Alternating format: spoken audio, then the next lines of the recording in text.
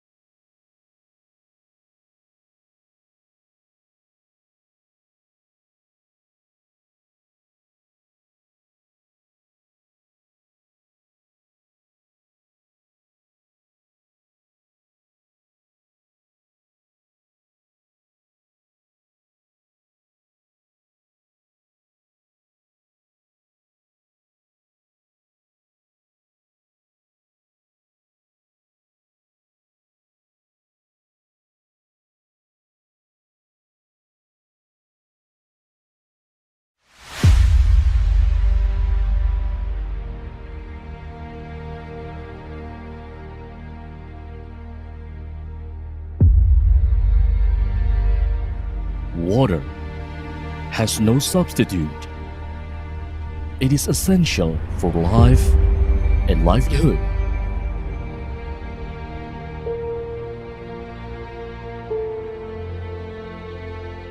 Authorities in South Africa's Nelson Mandela Bay are racing against time to prevent taps running dry.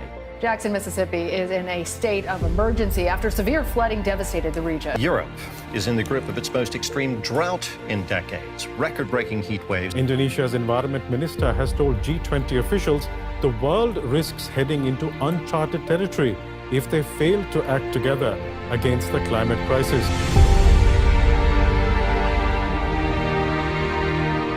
By the end of 2022, 8 billion people over the world consume water. But 2/3 of them are facing severe water scarcity. Around 74% of all natural disasters were water-related. Water challenges are real.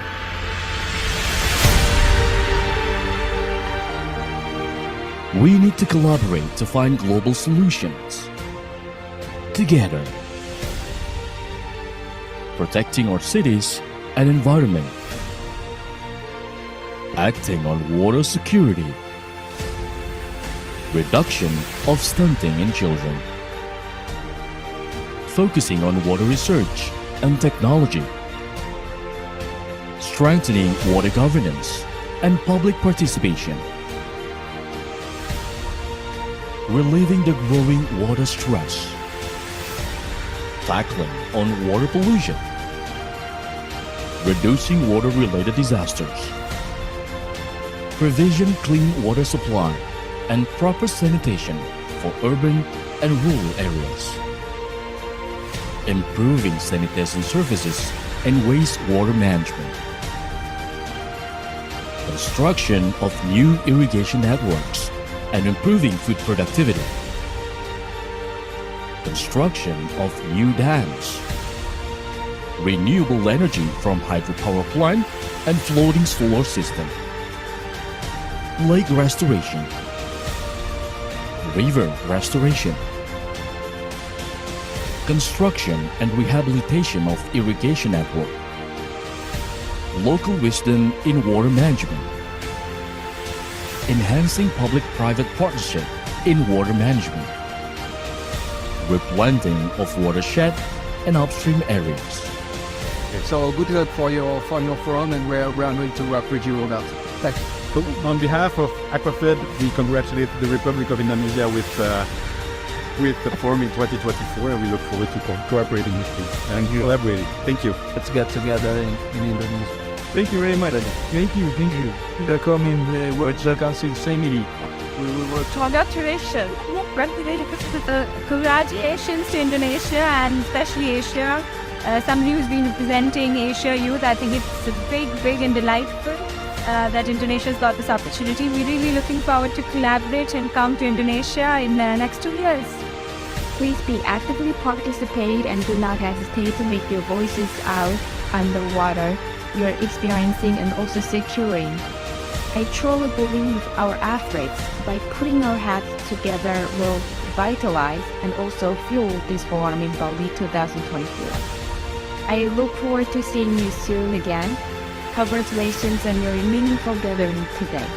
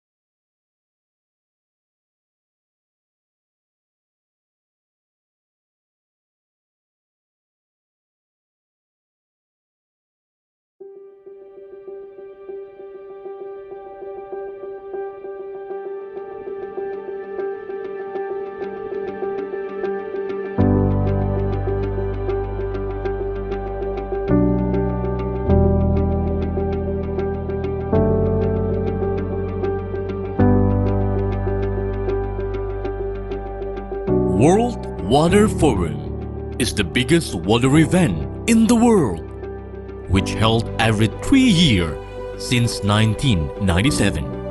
It is initiated by the World Water Council and involve various stakeholders, include public sectors, private sectors, associations, academics, and youth. It is aimed to increase awareness on water issues, to find solution on water challenges, and to develop innovation and cooperation in sustainable water management.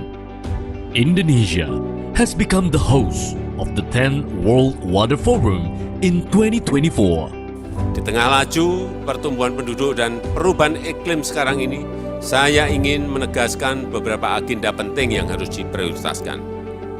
Upaya konservasi air, ketersediaan air bersih dan sanitasi, ketahanan pangan dan energi, serta mitigasi bencana alam berupa banjir dan kekeringan. The theme for 10th World Water Forum is Water for Shared Prosperity.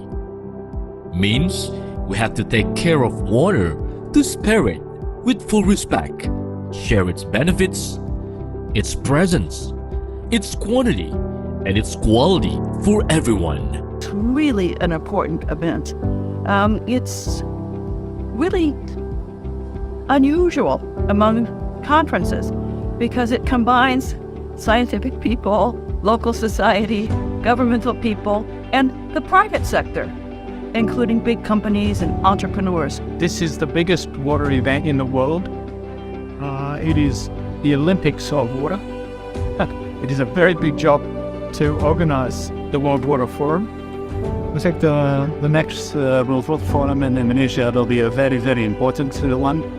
It will be number 10 in the row, and that means a special one already. The next dimension of the challenge is how to make sure that we can mobilize the resources required to really have resilient infrastructure. As the road to 10th World Water Forum 2024, Indonesia has participated in several international water agendas and reached various water issues, while promoted the 10th World Water Forum 2024 in Bali.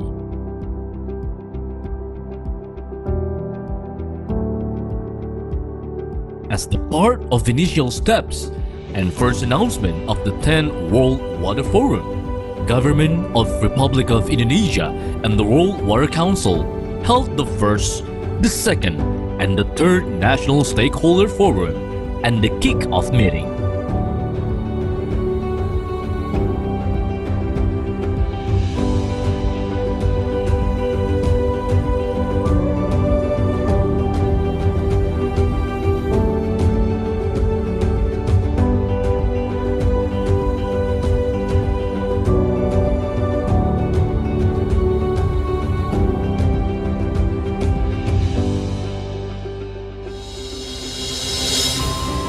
Bali, the island of gods.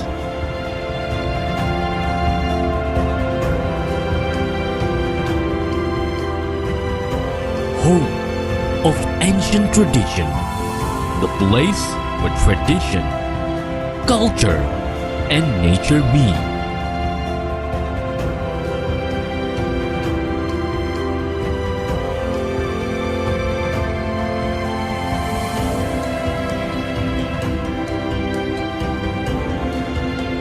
See you in Bali.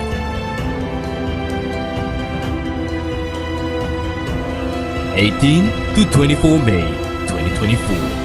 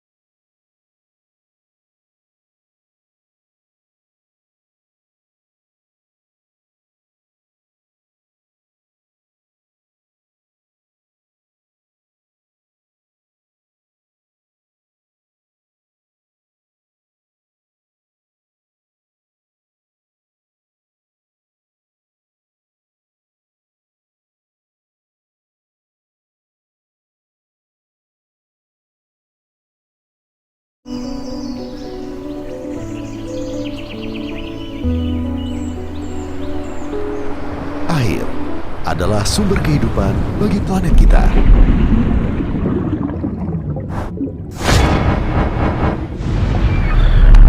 Menopang seluruh makhluk hidup, sumber nutrisi bagi masyarakat kita, dan menghubungkan seluruh kehidupan di muka bumi ini.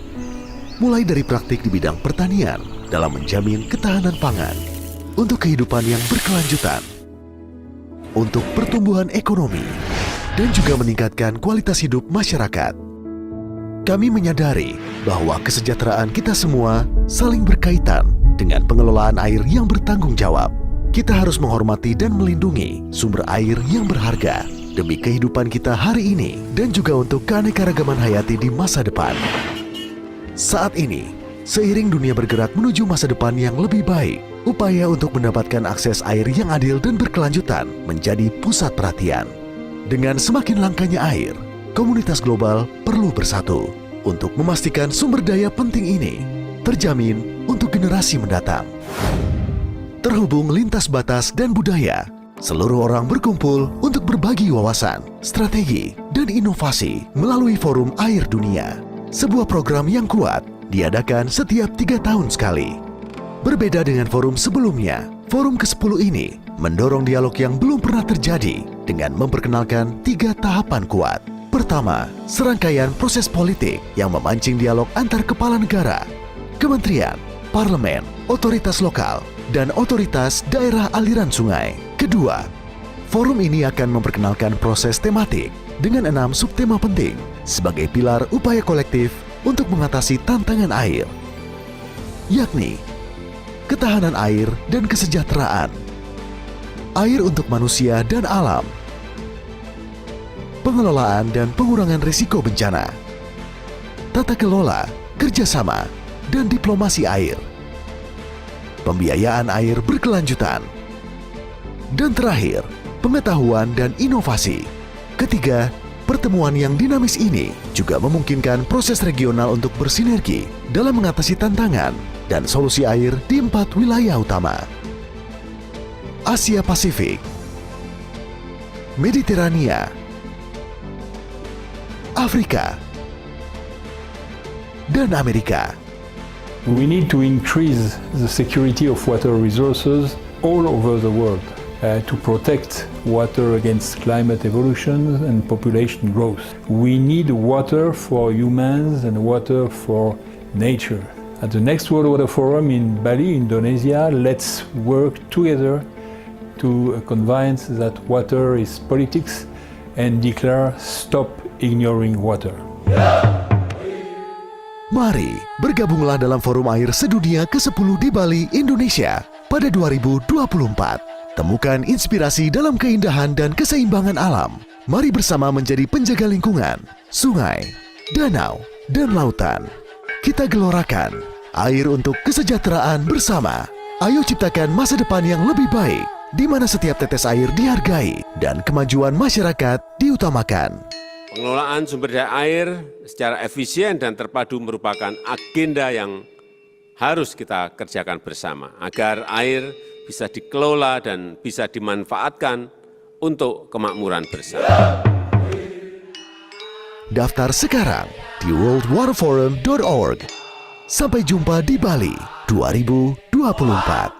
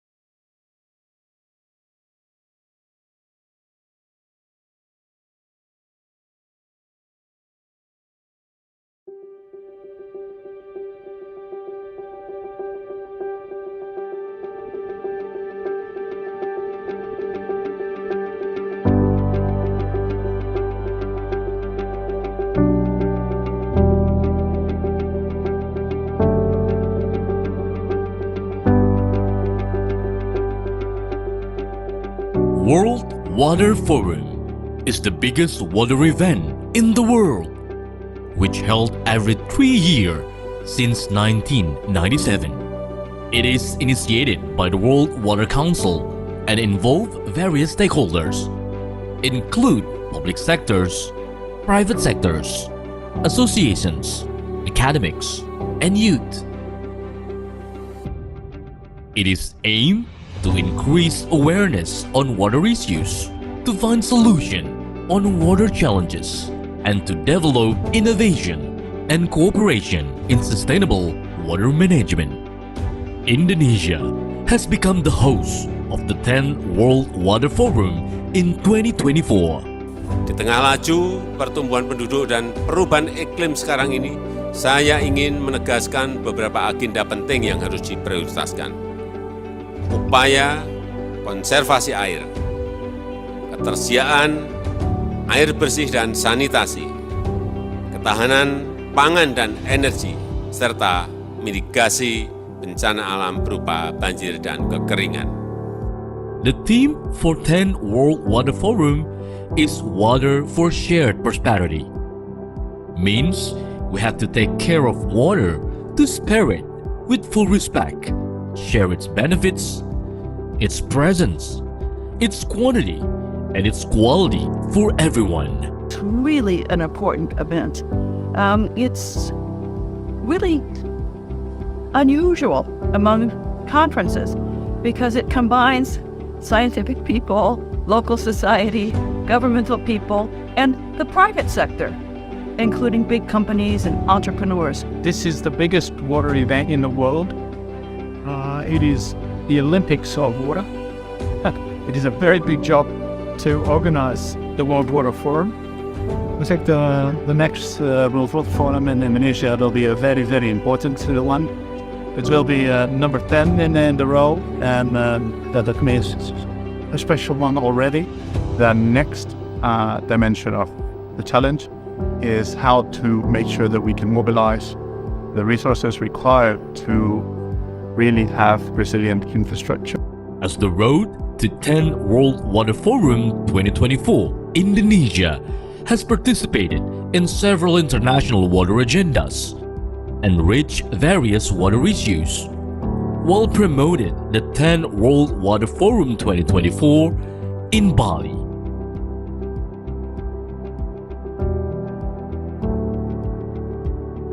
As the part of initial steps and first announcement of the 10th World Water Forum, Government of Republic of Indonesia and the World Water Council held the first, the second, and the third National Stakeholder Forum and the kick-off meeting.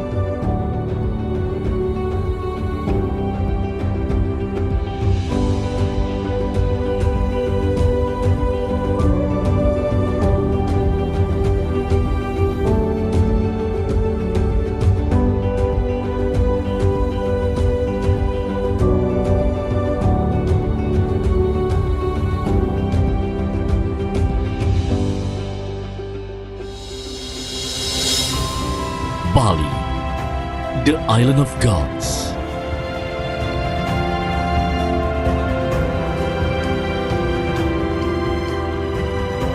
Home of ancient tradition, the place where tradition, culture, and nature meet.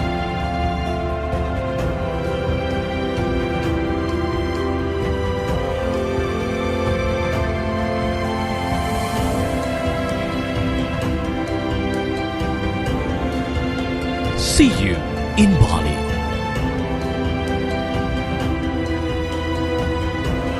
(18 to 24 May 2024).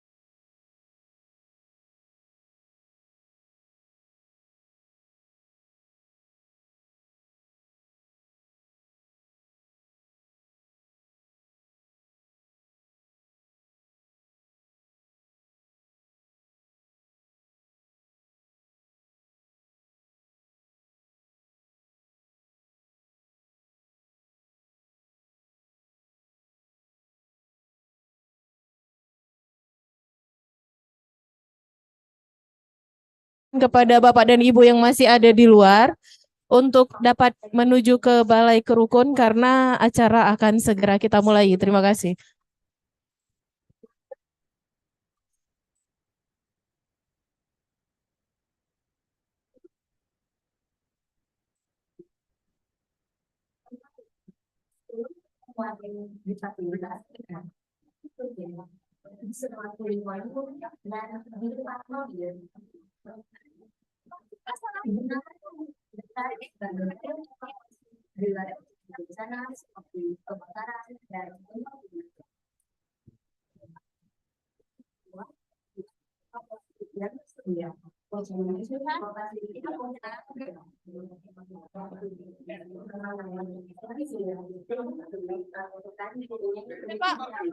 Oh udah ya?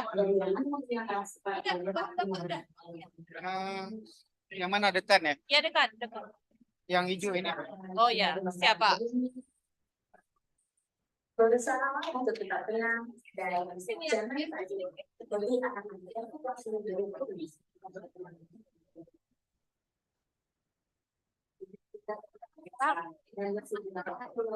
Tutup aja pintunya lu Bang.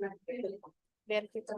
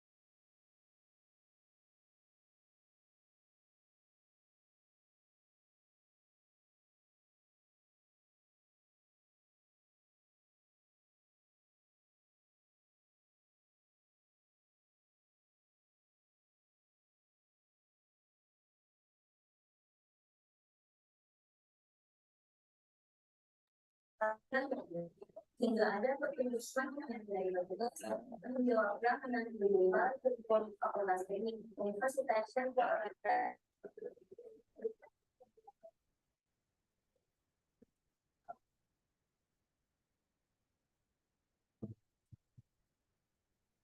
dari keseluruhan percakapan berarti dalam karena dapat potensi bersama tapi banyak semakin tidak boleh dilakukan bahkan jika dengan berbeda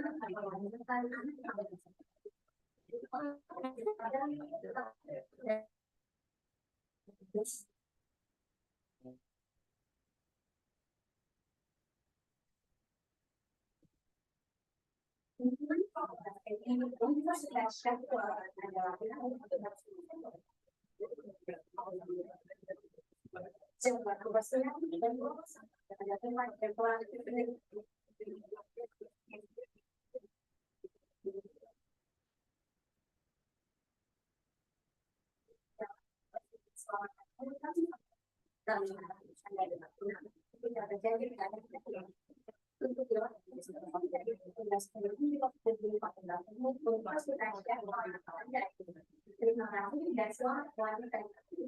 Wassalamualaikum warahmatullahi wabarakatuh.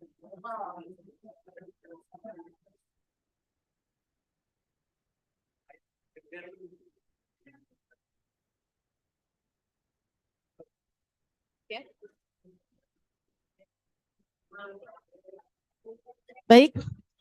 Assalamualaikum warahmatullahi wabarakatuh.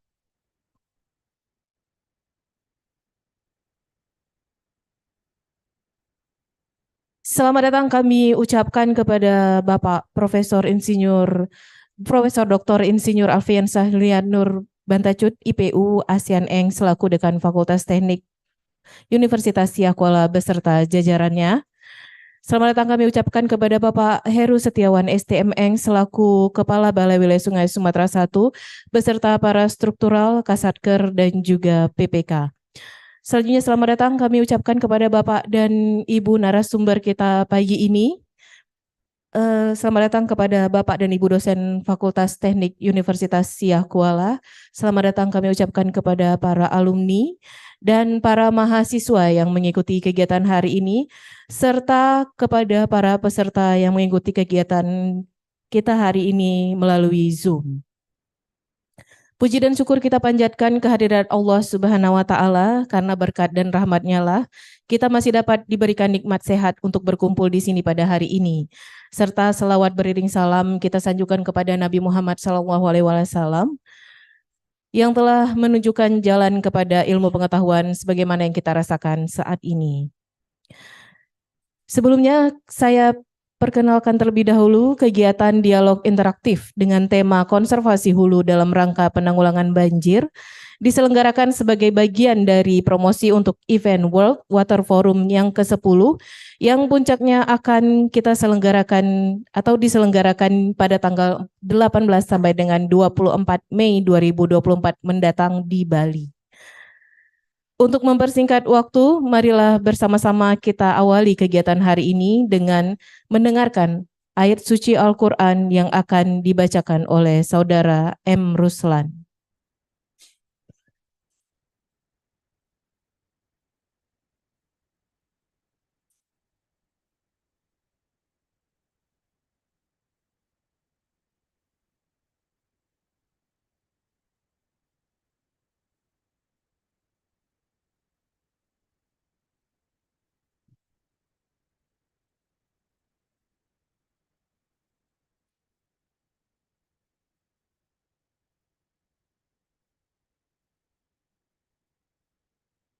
أعوذ بالله من الشيطان الرجيم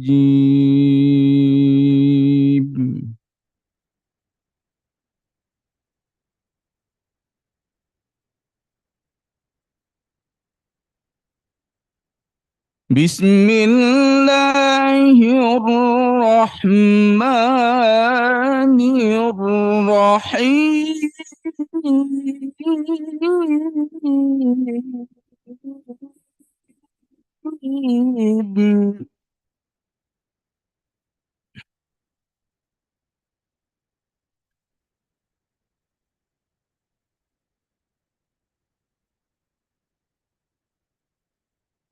إن الذين آمنوا وعملوا الصالحات كانت لهم جنات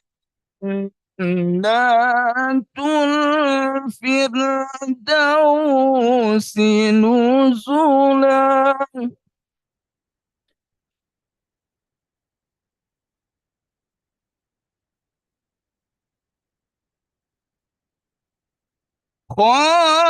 خالدين فيها لا يبغون عنها حولا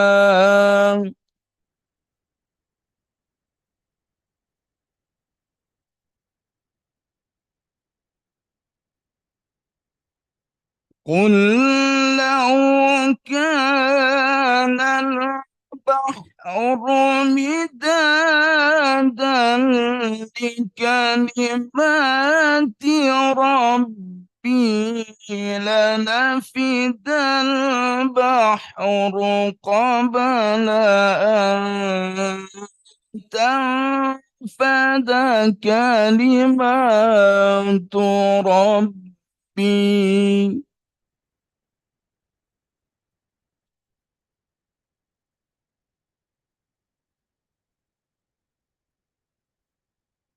لنفد البحر قبل أن تنفد كلمات ربي ولو جئنا بمثله مددا.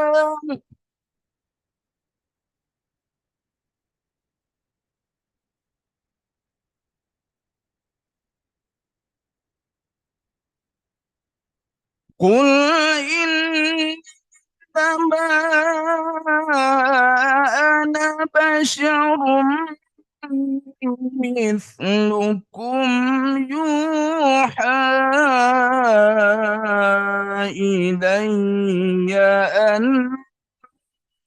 أنما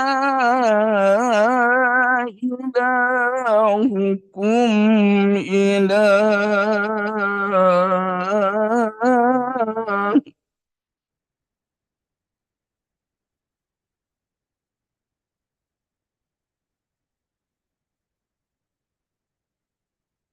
أنما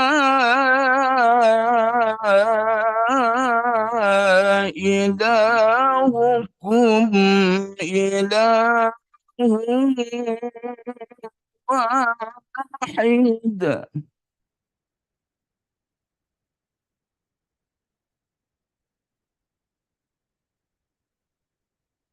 فمن كان يرجو لقاء ربه فليعمل عملا صالحا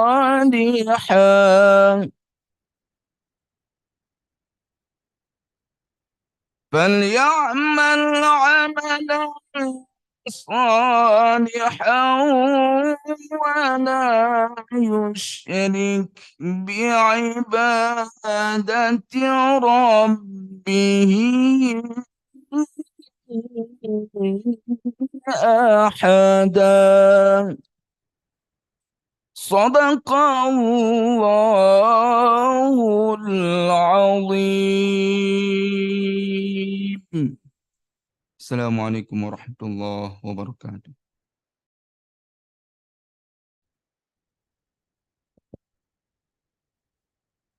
Acara selanjutnya yaitu menyanyikan lagu Indonesia Raya dilanjutkan dengan Mars PU. Hadirin sekalian dipersilakan untuk berdiri.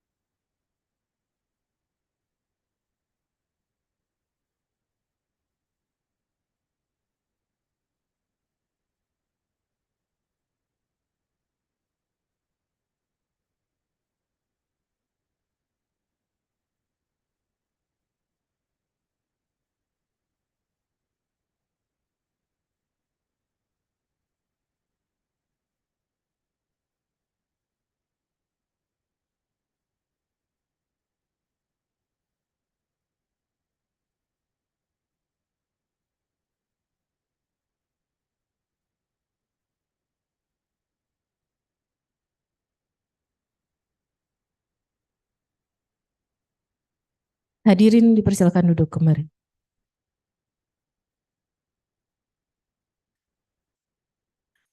Acara selanjutnya yaitu sambutan dari Bapak Kepala Balai Wilayah Sungai Sumatera I kepada Bapak Heru Setiawan STMeng. Waktu dan tempat dipersilakan.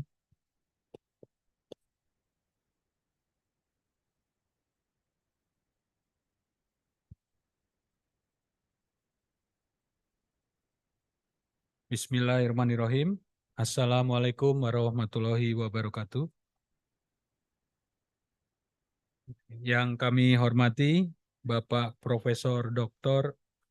Insinyur Alfiansah Yulianur BC. Yang kami hormati Ibu Profesor Dr. Asmeri STMT. Yang kami hormati Bapak Joni STMT PhD, serta para tamu undangan yang tidak bisa kami sampaikan satu persatu. Pada kesempatan ini, marilah kita senantiasa mensyukuri nikmat dari Allah Subhanahu wa Ta'ala yang tiada habis-habisnya, serta juga kita sampaikan salam dan sholawat ke Nabi besar Muhammad Sallallahu Alaihi Wasallam atas segala bimbingannya dan karunia-Nya sampai saat ini kita masih diberi nikmat yang luar biasa. Izinkan pada kesempatan ini saya memberikan sedikit kata sambutan terkait dengan kegiatan Forum Air Dunia yang ke-10 yang rencananya akan diselenggarakan di Bali pada tanggal 18 sampai 24 Mei 2024 yang akan datang. Pada acara ini yang merupakan platform terbesar di dunia yang berkaitan dengan air dan diorganisir oleh Dewan Air Dunia. Dalam persiapan menuju acara tersebut, ribuan anggota komunitas air dari seluruh dunia akan berkumpul untuk membahas isu-isu air global dan juga dalam rangka mencari solusi. Forum ini akan mengangkat tema yaitu air untuk kemakmuran bersama, di mana forum ini akan menyoroti tentang pentingnya manajemen air yang baik dalam mencapai kemakmuran bersama untuk kita semua. Bapak Ibu yang kami hormati, dalam Forum Air Dunia ke-10 di Bali juga akan menjadi acara multi pihak terbesar di dunia yang berkaitan dengan air. Acara ini akan dihadiri oleh pemangku kepentingan dari berbagai latar belakang, termasuk politik, lembaga multilateral, akademisi, masyarakat sipil, dan terutama juga sektor swasta. Dapat kami sampaikan, tujuan utama dari kegiatan Forum Air Dunia ini adalah yang pertama untuk meningkatkan pentingnya air dalam agenda politik.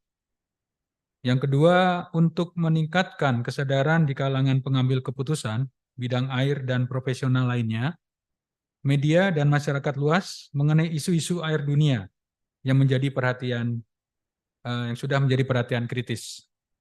Yang ketiga, untuk mendukung pendalaman diskusi menuju penyelesaian permasalahan air internasional. Yang keempat, untuk menyediakan platform untuk bertukar pandangan, informasi dan pengetahuan mengenai isu-isu terkini dan informasi terkait air global. Yang kelima, untuk menyajikan pengetahuan tentang penilaian air global, tantangan dan solusi potensial. Dan yang terakhir, keenam, untuk menghasilkan komitmen politik terkait dengan perbaikan pengelolaan air. Forum ini juga menjadi kesempatan bagi para peserta untuk terlibat dalam diskusi dan kerjasama untuk mencapai kemajuan jangka panjang dalam mengatasi tantangan air global secara bersama-sama. Pada hari ini, kita mengadakan dialog interaktif dalam tema konservasi hulu dalam rangka pengendalian banjir. Pada kesempatan dialog ini pula diharapkan adanya partisipasi aktif dari para audiensi, baik yang hadir melalui daring maupun luring. Dan tentunya adanya partisipasi selanjutnya untuk dapat mengikuti serta menghadiri acara puncak World Water Forum ke-10 pada bulan Mei 2024 yang akan datang. Demikian yang dapat kami sampaikan. Atas perhatian Bapak dan Ibu sekalian, saya ucapkan terima kasih. Wabillahi taufiq wal hidayat. Wassalamualaikum warahmatullahi wabarakatuh.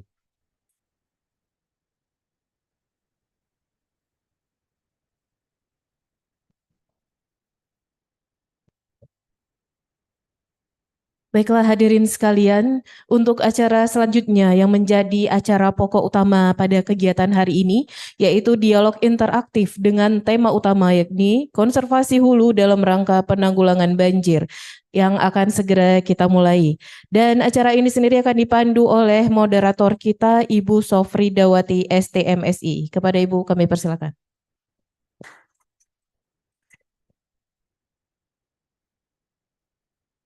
Bismillahirrahmanirrahim. Terima kasih kepada MC atas kesempatannya. Assalamualaikum warahmatullahi wabarakatuh. Selamat pagi semuanya, salam sehat, salam sejahtera untuk kita semua. Bapak Ibu sekalian, senang sekali saya Sofridawati akan menjadi moderator pada dialog interaktif kita pada hari ini. Bagaimana kabarnya Bapak Ibu? Sehat? Sehat ya, oke, sehat dan bahagia ya, alhamdulillah. Mari kita bersyukur kepada Allah Subhanahu wa taala di segala aktivitas kita, di mana kita masih diberi kesehatan, kesempatan baik untuk terus meningkatkan dan memperbaiki diri. Salawat dan salam kepada baginda Rasulullah Shallallahu alaihi wasallam, para sahabat, para keluarga beliau, sehingga kita masih bisa merasakan nikmatnya iman dan ilmu pengetahuan. Sebelum saya mulai, mari kita bersama-sama memberikan tepuk tangan yang meriah kepada seluruh peserta pada hari ini.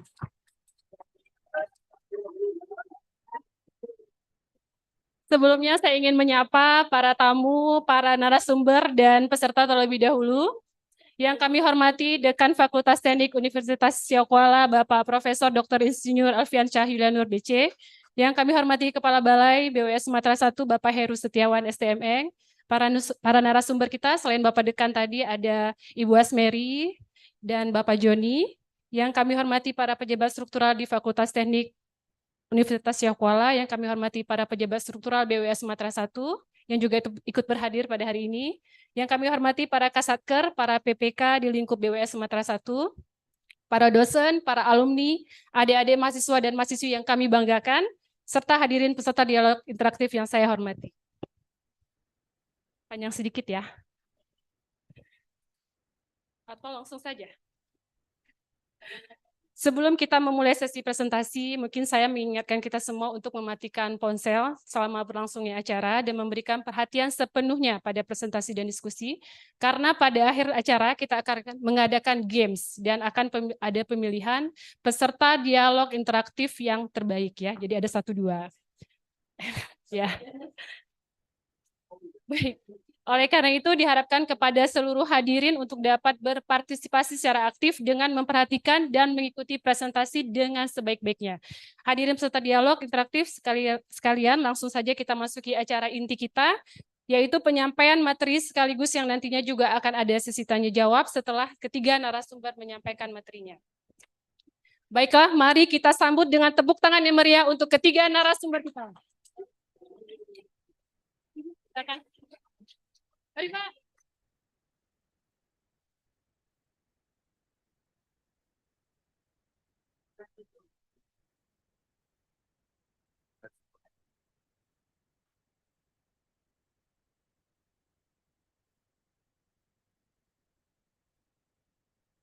Baik, mungkin meskipun narasumber ketiga kita ini sudah tidak asing lagi, namun sekilas saya akan membacakan CV para narasumber yang sudah berhadir pada dialog interaktif kita.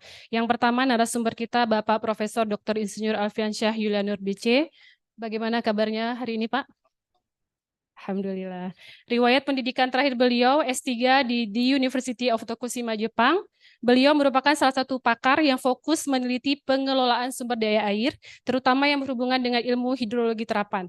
Di antaranya pengaruh rainfall interception loss atau kehilangan air hujan akibat intersepsi oleh tanaman kopi Arabica terhadap air. Ini menarik karena hasil penelitian beliau memberikan rekomendasi ya untuk mempertimbangkan untuk mempertimbangkan konservasi hutan menjadi perkebunan kopi Arabica pada daerah aliran sungai yang sungainya merupakan sumber air untuk kebutuhan air domestik. Saat ini beliau tercatat sebagai salah satu guru besar Universitas Syah Kuala, Dekan Fakultas Teknik, serta dosen tetap di Fakultas Teknik, dan telah menuliskan beberapa artikel ilmiah sebagai narasumber juga ya Pak di beberapa pertemuan atau seminar ilmiah. Baik, narasumber kita yang kedua, ini juga tidak asing lagi tentunya, itu Ibu Profesor Dr. Azmeri STMT. Bagaimana kabarnya Ibu hari ini? Sehat, Alhamdulillah. Makin cantik ya Ibu ya. Riwayat pendidikan terakhir beliau S3 di ITB. Saat ini beliau tercatat sebagai salah satu juga guru besar di Universitas Syah Kuala, serta dosen tetap di Fakultas Teknik, telah melahirkan beberapa artikel ilmiah, kurang lebih sekitar 20 artikel sudah ada ya Bu ya. 20 artikel, dan buku terakhir yang beliau tulis dengan judul Erosi, Sedimentasi, dan Pengelolaannya. Sebagai narasumber juga di beberapa pertemuan seminar, mungkin dari kita di pemerintah juga tidak asing dengan Ibu Azmeri, yaitu dalam salah satu tim penyusun ya Bu, Master Plan Pengendalian Banjir di tahun 2022. Pada tahun ini beliau juga aktif dalam rencana pengelolaan DAS, terutama DAS Krungkerto Bu ya. Baik. Selanjutnya narasumber kita yang ketiga, Bapak Joni STMT PhD. Bagaimana kabarnya Bapak hari ini? Alhamdulillah. Saat ini beliau menjabat sebagai Kabid Tata Lingkungan dan Pengendalian Pencemaran DLHK Aceh. Riwayat pendidikan terakhir beliau S3 di Flinders University South Australia. Telah menulis beberapa artikel juga ya Pak. Dan sebagai narasumber beberapa pertemuan seminar ilmiah juga. Selain itu beliau juga Ketua Ikatan Ahli Geologi Indonesia untuk pengurus daerah Aceh, Ketua Bidang Pengembangan Profesi Ahli Penyihatan dan Teknik Lingkungan Indonesia, pengurus daerah Aceh, dan juga pengajar juga ya Pak, pada Magister Pengelolaan Lingkungan Hidup. Ya baik, terima kasih ya Pak. Baik, untuk setiap narasumber, saya beri kesempatan sekitar 20 menit. Mohon izin Bapak Ibu, jika nanti waktunya berlebih dari 20 menit, mungkin saya akan memotong. Baik, mungkin sebelumnya, ya.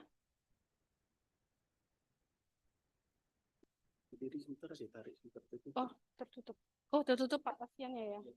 Ya, sorry. Ya, baik. Ya. Beres ya, beres. Baik, dialog interaktif pada hari ini akan menjadi kesempatan yang luar biasa untuk kita semua untuk belajar, berbagi ilmu pengetahuan, dan mendiskusikan semua hal, terutama terkait dengan penanggulangan banjir. Baik, kami persilakan kepada narasumber pertama yang terhormat Bapak Profesor Dr. Insinyur Alfian Syah Yulianur BC dengan temanya itu Grey-Green Reservoir. Ini menarik ya, saya tahunya itu green building atau green city ya. Ini green, ada grey-nya, ini menarik karena ada grey-nya. Baik, kepada Bapak kami persilakan. Baik, terima kasih moderator. Izin saya berdiri. Assalamualaikum warahmatullahi wabarakatuh. Berdiri di atas tinggi kali Pak Heru ya. Yang saya hormati Pak Heru selaku Kepala Balai dan para pejabat lain dari BWS. Kemudian ada senior kami Bang Luman Siaan. Ya tentu teman-teman sejawat ini, para dosen yang juga sebagian menjabat, mahasiswa S2, S1, dan juga kita kerahkan juga beberapa penggemar nih, pemerhati masalah air. Dan para narasumber yang saya muliakan. Terima kasih sebelumnya nih Pak Heru sebagai Kepala Balai yang telah bersedia mengajak Fakultas Universitas Syah Kuala untuk mengadakan acara dalam rangka air sedunia yang insya Allah akan diselenggarakan di Bali nanti pada bulan Mei. Dan insya Allah kita pergi Bu Heri ya. Amin. Bapak insya Allah kita pergi nanti lah. Iya, iya. Sebuah kehormatan lah. Bagaimanapun acara dialog seperti ini penting bagi kami karena kami mengajar, mendidik calon-calon pemimpin bangsa dan juga tentu hasil didikan kami juga nanti tentu semua stakeholder akan menggunakannya. Oleh karenanya interaktif seperti ini akan mendekatkan dengan kebutuhan dunia kerja tentunya. Dan kami yakin apapun yang kami ajarkan tidak cukup untuk memenuhi kebutuhan apa yang ada di dunia nyata. Oleh karena kami perlu diingatkan dan perlu diadakan semacam diskusi seperti ini. Yang saya sampaikan ini hal yang sederhana, yang kadang-kadang kita suka lupa, hal sederhana dan mudah-mudahan mudah dipahami, sehingga kita tahu nanti bagaimana awalnya proses banjir itu terjadi. Ini yang saya ingin ceritakan. Bagi yang sudah tahu tentu ini lancar kaji karena diulang. Bagi yang belum tahu mungkin informasi yang menarik saya pikir. Kita mulai. Hanya 2 slide aja Pak Heru. Ya. Ya, saya tetap mengambil tema itu. Oke, lanjut. Nah ini, kita yang mengetahui fenomena keseimbangan air dan erosi daerah hulu. Ini penyebab banjir. Ada 2 kondisi. Yang pertama daerah bervegetasi, yang kedua daerah tanpa vegetasi. Coba kita perhatikan daerah vegetasi. Ini langsung dengan angka-angkanya biar gampang kita memahami. Kita andaikan, ini maaf, sebelumnya ini kondisi normal, bukan kondisi ekstrim. Nanti pada kondisi ekstrim kita akan bicara tentang konsep green reservoir, ya. Kondisi normal. Karena kita kadang heran, dulu sebuah sungai tidak meluap dia. Setahun, 2 tahun tidak meluap. Paling 5 tahun atau 10 tahun meluap. Tiba-tiba kita dikagetkan, akhir-akhir ini, 2 tahun sekali, bahkan setahun sekali meluap. Ada apa gitu. Nah, ini ada kaitan dengan di daerah hulu tentunya. Misalkan begini, ada hujan yang jatuh di daerah vegetasi 100 mm. Daerah vegetasi tentu dia akan menyentuh pohon atau vegetasi. Di sana pertama terjadi proses rainfall interception loss. Misalkan di sana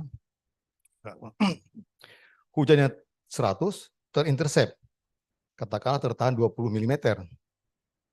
Ini hujan ini akan kembali ke atmosfer, tak akan mungkin sampai lagi ke tanah. Karena yang sampai ke tanah itu akan mengalir melalui air lolos dan air batang, ya.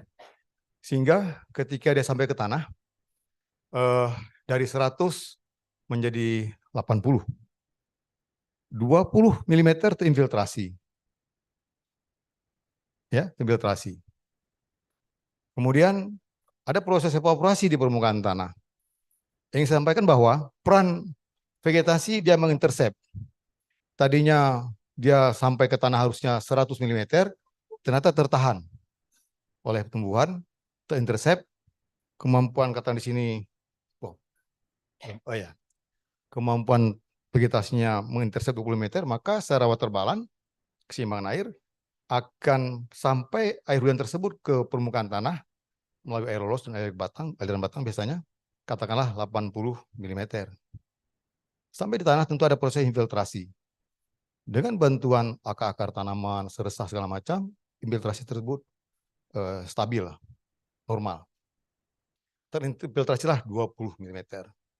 Tentu yang tertahan di permukaan tanah sebagian menguap, katakanlah 5 mm. Sehingga yang tadi 100 kurang 20, 80, kurang 20 lagi, maka yang mengalir ke mana ya?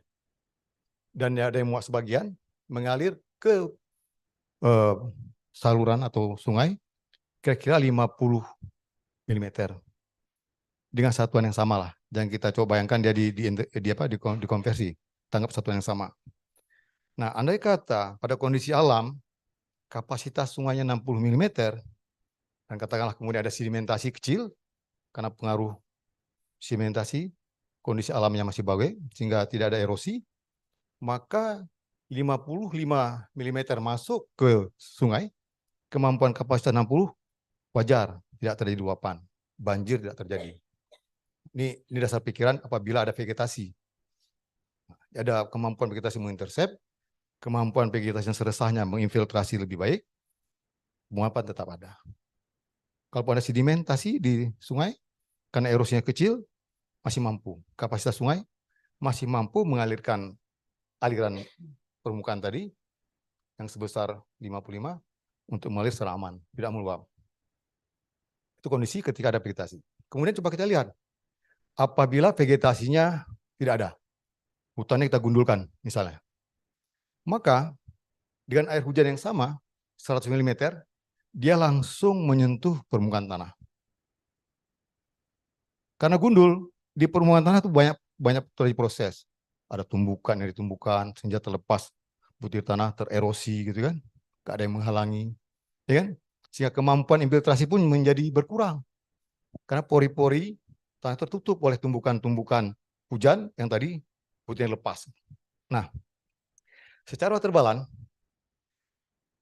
katakanlah infiltrasinya mengecil, 15 tetap ada, evaporasi kita anggap tetap, sehingga mengalir ke sungai itu sebesar 80 mm.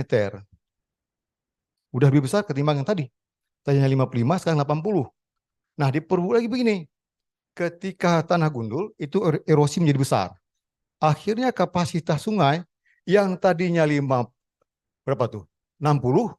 bisa jadi menjadi 50. Tertimbun oleh sedimentasi, memperkecil. Aliran permukaan besar, kapasitas kecil, maka tentu tidak mampu menampung terjadi banjir. Inilah kejadian awal kejadian banjir. Mengapa kalau kita menggundulkan hutan, ya Pak Joni ya, seperti sederhana seperti ini gitu ceritanya. Ini kita bicara bukan nilai ekstrim, masih nilai-nilai hujan normal. Kita kaget, tadinya sungai ini setiap tahun tidak banjir, tiba-tiba meluap. Kita sinyalir secara waterbalan kejadian seperti ini. Waterbalan dan kaitannya dengan erosi seperti ini kejadiannya. Saya pikir gampang dipahami ya. Ini hal yang sederhana yang kadang-kala kita suka lupa. Simpel sekali memahaminya. Tentu apa upaya kita? Ya, upaya kita apa? Pasti Pak Joni setuju sekali. Kita pertahankan hutan.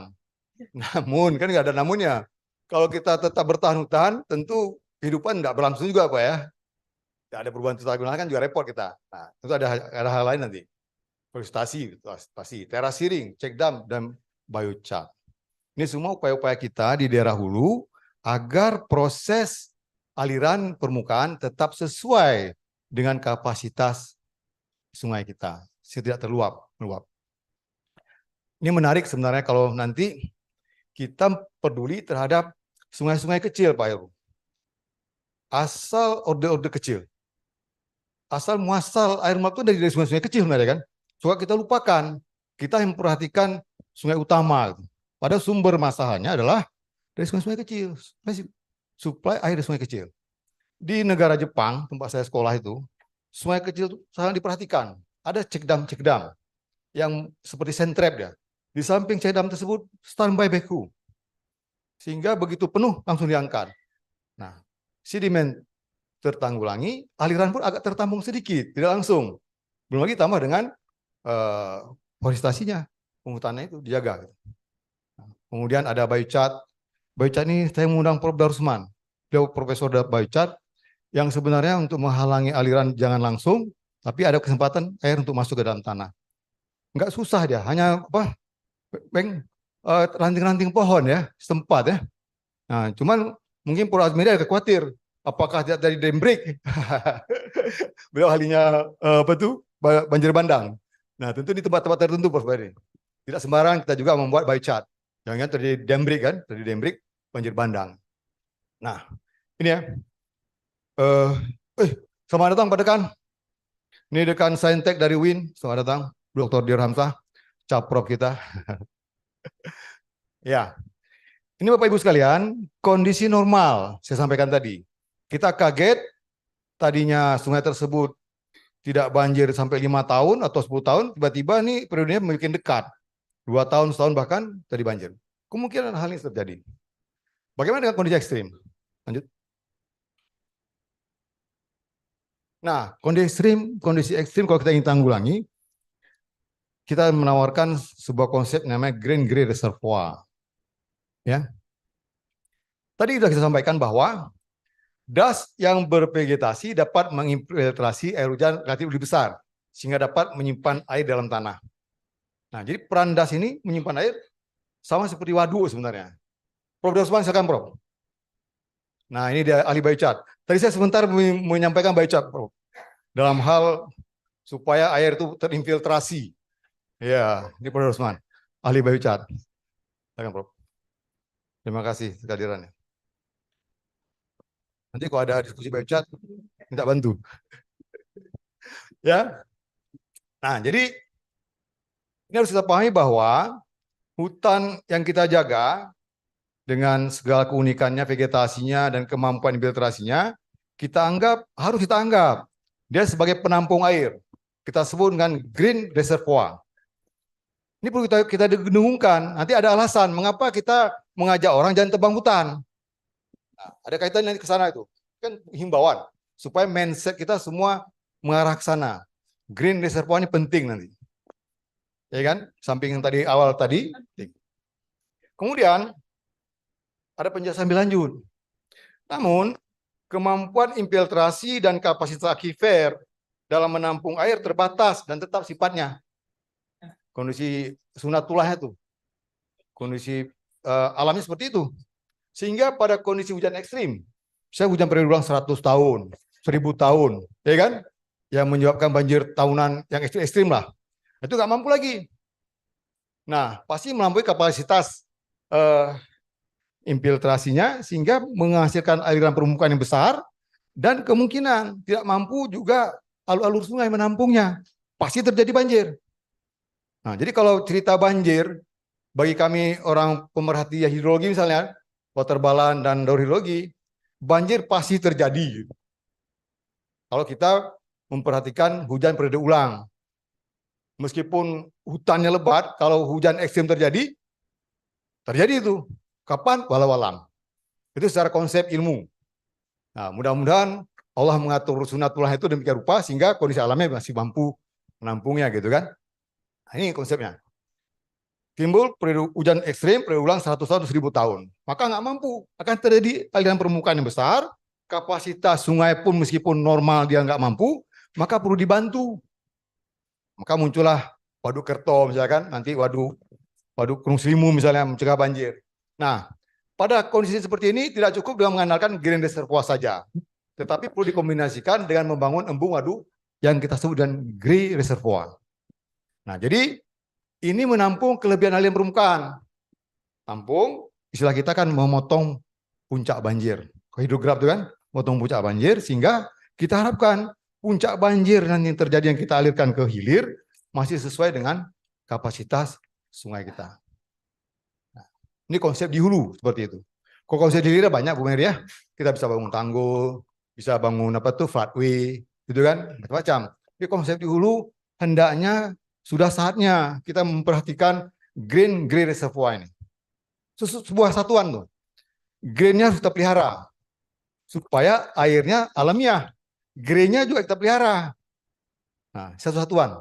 Tapi kalau nanti greennya nggak kita pelihara, kita bangun greennya Pak Yoni, mampet ya, tertimbun sedimen. Akhirnya nanti kapasitasnya itu cepat, penuh. Dead storage-nya pasti cepat penuh. Sehingga nanti sering disebut waduk tersebut jim gitu, tidak berfungsi lagi. Nah, supaya menjaga itu maka green reservoir ini perlu kita jaga. Nah, kalau saya Pak Heru, sudah saatnya, misalnya Gunung Aceh ya, kita memikirkan banyak waduk-waduk seperti itu. Sehingga ada alasan kita untuk memelihara hutannya. Karena sekarang kan kita menghimbau supaya jangan ada pemotongan hutan, pembalakan hutan, penghutan. Tapi arah kita kadang-kadang tidak tuh to point, tidak untuk apanya langsung, hanya untuk lingkungan. Dianggap sumir tuh kan. Tapi kalau kita bilang, kalau kita tebang hutan, maka waduk di bawah ini akan kekurangan air atau tertutup sedimen. Dan kemudian pemampatan ke bawahnya terganggu. Nah, ini yang saya perhatikan di Jepang, mohon maaf, saya contoh Jepang, itu dipelihara Pak. Hutan di green reservoir itu hutan industri. Mereka juga nggak untuk kemungkinan peluang untuk menggunakan kayunya. Hutan industri. Ada penebangan secara bergilir ya, Prof ya. Di Amerika juga ada begitu kan. Untuk kebutuhan kehidupan kita, bangunan dan segala macam. Nah, ya, ini akhirnya kesimpulan kita dengan ada green reservoir memberi alasan mengapa perlu menjaga atau konservasi hutan di daerah hulu. Gitu. Saya pikir ini dulu yang bisa saya sampaikan.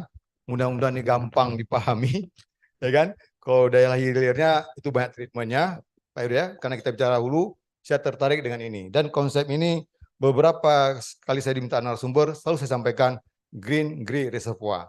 Green itu kondisi alam, grey itu buatan. Green hijau alam, grey itu abu-abu, itu simbol dari beton misalnya. Nah, itu maknanya. Green reservoir. Ya. Apa lain Pak yang saya sampaikan? Ikut nyeri ya. Ya, informasi sebentar, Bapak Ibu sekalian. Kita sudah mendirikan lah ya, melahirkan yang namanya Forum Pengelolaan Das Gunung Aceh. Ini sifatnya tidak terstruktur, inisiasi yang dari Fakultas Teknik, mengajak para akademisi, para alumni, para pemerhati masalah air Pak Joni. Nanti mungkin Pak Joni pun kita ajak untuk memikirkan das Gunung Aceh memang. Tapi tidak ada kemungkinan kita memikirkan das yang lain. Harapan kita di das Gunung Aceh ini tuntas Pak.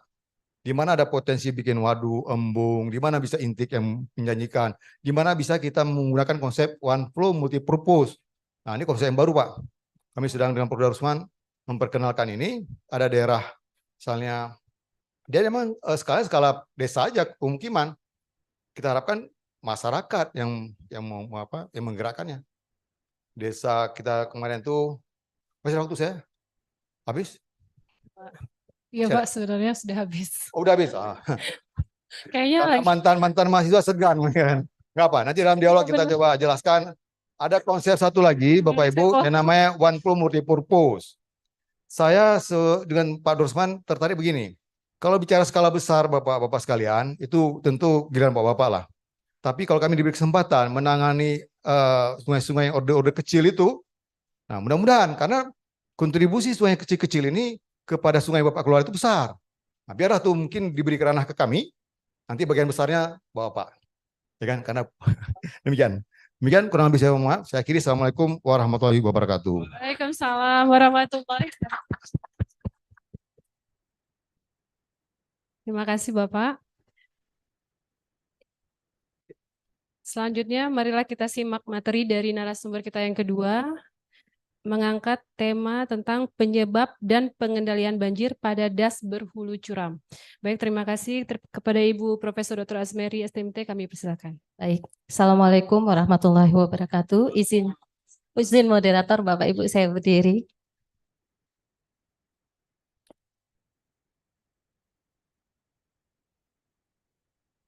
Tadi Pak Alfian menyebutkan dalam kondisi normal hujan dan kondisi normal landscape mungkin ya. Nah, saya ingin lebih masuk ke dalam ke areal hulu yang curam. Tentu lebih ekstrim dari Pak Alfian ininya dampaknya, ya kan Pak? Karena dari sisi hujannya lebih besar, dari sisi landscape-nya lebih curam. Jadi coba kita lihat nanti kita lihat case di das mana yang miliknya BWS yang berhulu curam atau Steppe Mountainous Watershed. Potensi banjir bandang akan menjadi lebih besar karena kita dalam kondisi yang Steppe Mountainous. Oke. Gini ya. Oke. Ini yang kita lihat dalam kondisi Steppe Mountainous. Jadi kita lihat di sebelah kanan banyak tercipta alur-alur kecil yang kalau kita lihat itu berada di hulu dengan bentuk das yang menyempit kecil sehingga banyak alur-alur yang tercipta yang mengalir nanti pada kalau boleh saya sebut anak sungai dan nanti pada akhirnya ke sungai utama. Bukan hanya alurnya, tetapi kita juga mengkhawatirkan frakturnya atau kelemahannya. Karena pendek, kecepatan cepat, dengan selimut das yang tidak begitu baik stabilitasnya, sehingga fraktur atau keruntuhannya semakin cepat. Semakin punya peluang untuk runtuh pada bagian hulu. Nah, selanjutnya kita lihat kondisinya seperti ini untuk longitudinal aliran dan di sini terlihat ada yang gentle, dia menyebutnya aman boleh kita bilang, dan ada yang pada step, pada yang curam. Kalau kita lihat dari sisi alirannya jelas pasti lebih velocity-nya lebih cepat, lebih kencang, dan kita mengkhawatirkan dari sisi gradasi sedimen yang terkelupas. Jadi terlihat di sini sampai dengan 1,5 meter, kemungkinan sedimen itu akan terlepas dari puncak-puncak yang step tadi, mulai dari bagian fluvial channel sampai aliran fan ini bagian yang berputar sehingga terjadi penumpukan sedimen. Dan itu yang kita lihat tadi, saya sempat bicara sama moderator juga, itu ada daerah yang sudah dikaji dan ternyata saat ini sudah tertutup sedimen. Ya, karena kita berada pada aliran yang curam tadi menuju ke gradien yang makin lemah, dan makin datar. Dan terlihat ini salah satu dari uang yang saya dapatkan, bagaimana bentuk bed sediment size-nya mulai dari satu alur sampai ke bagian fan apex ini, bagian akumulasinya. Oke, ini terlihat konseptual modelnya. Kita melihat ini dalam tadi narasumber satu menyebutkan yang jaket dasnya itu mantap, bervegetasi sehingga lebih mengecil, di mana rate erosinya itu lebih kecil daripada rate erosi kritis, sehingga menjadi lebih aman. Tetapi dalam kondisi 2 dan 3 dengan laju erosi lebih besar daripada laju erosi kritis, itu membuat angkutan sedimennya menjadi besar, frakturnya menjadi lebih besar. Nah, kondisi ini kita lihat, saya ingin merujuk pada kegiatan sebelumnya. Ada das kita,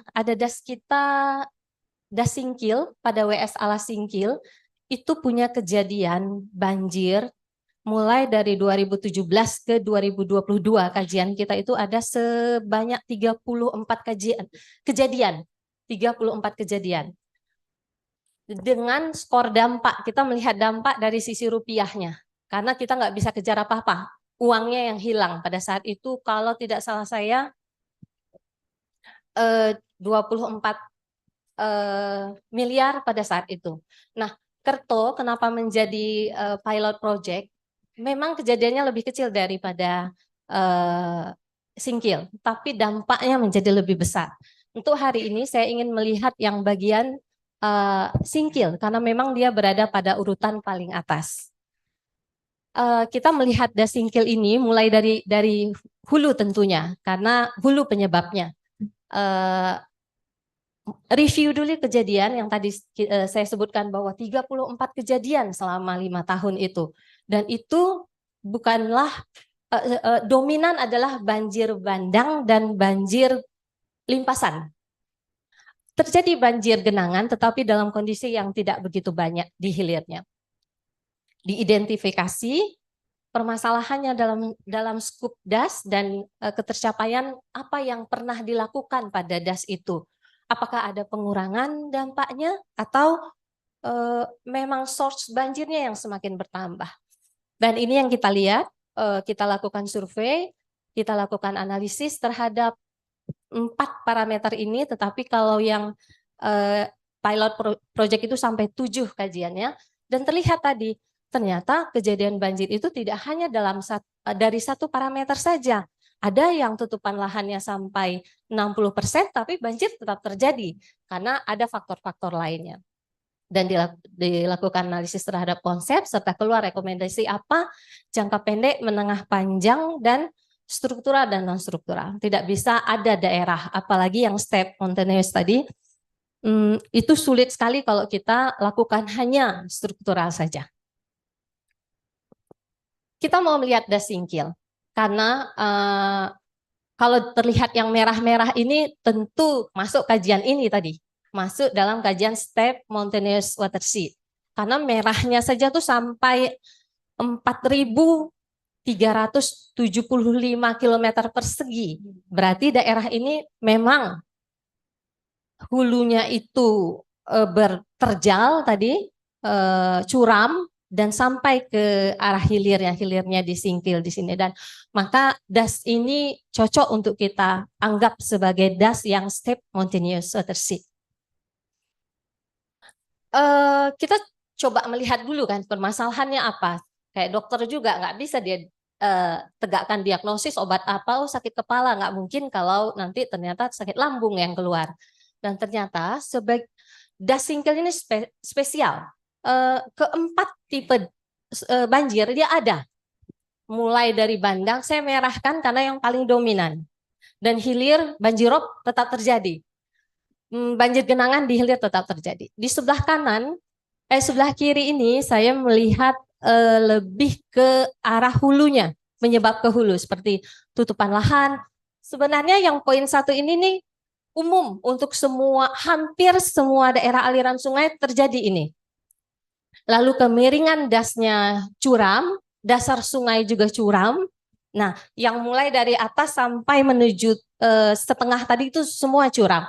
Dan erosi tebing sungai terjadi sampai ke arah Bredit. Nah, kondisi ini menjadi permasalahan dan ikutannya. Jadi kita tidak menyebut dia sebagai penyebab langsung karena bisa jadi dia penyebab tidak langsung. Misalnya oxbow yang belum dimanfaatkan karena banyak terjadi meander-meander sungai itu. Bapak Ibu, perlu selalu kita sampaikan bahwa untuk batas das kita menganut dua aturan. Ini dia sebenarnya permasalahannya juga. Dua mazhab.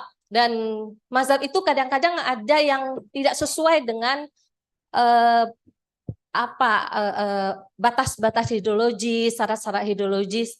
Dan terlihat di sini bahwa ada perbedaan antara kita mengambil batas PUPR dan KLHK. Dan ternyata ada perbedaan di bagian hilirnya. Nah, kalau hanya perbedaan hilir dalam ini kan mulai mendatar ya. Memang waktu mendatar itu tuh agak sulit menentukan batasnya. Tetapi ada yang berada di hulu juga berbeda dan itu kita ada das-das tertentu yang terlalu ekstrim perbedaannya dan itu kita coba mengkaji ulang. Karena batas das berbeda tentu akhirnya secara hidrologis debit banjir juga berbeda. Yang kita khawatirkan yang dianggap dasnya kecil ternyata dasnya besar. Sehingga orang rasanya dengan das sebesar ini debitnya nggak sebesar ini dan ternyata selama ini mindset yang dianut itu yang dimasukkan ke kepala kecil, tapi kenapa debitnya besar dan ternyata ada perbedaan batas das itu termasuk di das Kerto itu seperti itu. Dan kalau di das Singkil ini adalah sebagian besar perbedaannya adalah di bagian hilir. Ini adalah kita coba mengkaji apa yang pernah dilakukan tentu balai ya, karena daerah kerjanya kewenangan balai.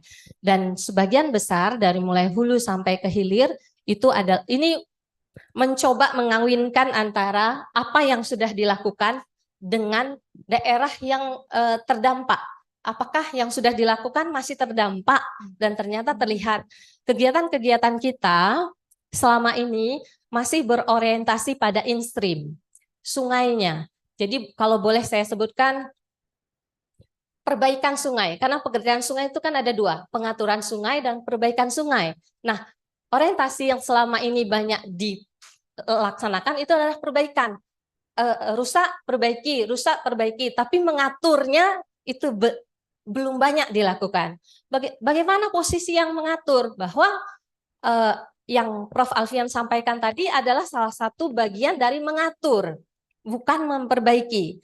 Mengatur sungai, baik volumenya, baik konstruksinya tadi, nah itu bagian mengatur. Kita sangat berharap dan memang di dalam master plan itu tercipta rekomendasi-rekomendasi yang sifatnya tidak hanya pada instream, tapi juga ada offstream. Tidak di sungai saja, tidak tanggul saja, tidak pengaman tebing saja, bukan itu, tetapi juga ada bagian-bagian dari check dam, ground seal, tampungan-tampungan embung dan waduk di bagian bagian Singkil. Ini adalah daerah-daerah yang terdampak. Terlihat memang yang terdampak ini sebenarnya bagian sini juga banyak yang terdampak ini karena bagian sini di Orde 1 bahkan pernah saya kejadian waktu itu Lawe Liang Pangi. Saya lupa tahunnya, 2011 banjir itu. Saya coba koordinasi sama teman Pak Yulidin kalau nggak salah saat itu. Owi. Jadi masih mencari nama sungainya. Karena apa? Jauh di Orde 1 sana. Nggak tahu nama sungainya. Buka sama-sama peta Bakorsul. Lawe Liang Pangi namanya. Akhirnya kita tahu dan itu terjadi pada pucuk sekali. Dan belum ada penanganan pada saat itu. Baik, ini kita coba melihat satu faktor saja, yaitu tutupan lahan. Kalau dilihat, ada yang tetap dan ada yang fluktuatif, naik turun dari tahun 2000. Ini kebetulan Bu Ella nih yang kaji kemarin ya Bu Ella ya, bagian tutupan lahan, dan ternyata dari secara keseluruhan dia masih memenuhi. Kalau dari data, kita kan apa yang kita mau buat? Pasti kita berbicara dari data. Apakah data itu benar yang kita dapatkan? Kita sangat berharap dari Pak Joni dan teman-teman, ya kan? Tapi tentunya dari tutupan lahan dia memenuhi standar dari kawasan hutan yang difungsikan sebagai kawasan lindung di bagian hulu. Tapi kenapa terjadi juga, kita coba kaji lain juga. Kita lihat dari analisis hidrologi, ternyata dengan das yang 1.200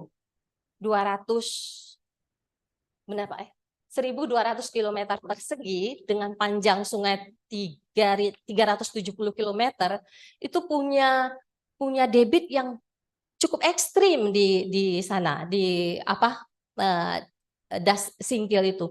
Pada saat 2 saja itu sudah 2.500, hampir dekat dengan 3.000.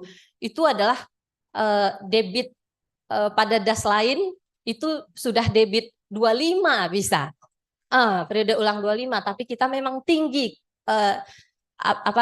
Hujannya memang tinggi, itu didapat dari 5 stasiun hujan. Jadi kita juga warning bahwa kita punya muatan besar ini dan tentu cepat karena kita berada pada daerah aliran yang sempit di hulu tadi kan sempit ya.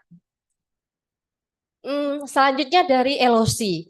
Tadi narasumber 1 juga melihat begini, ada hubungan antara debit banjir dengan sedimentasi. Itu memang inline ya, memang inline.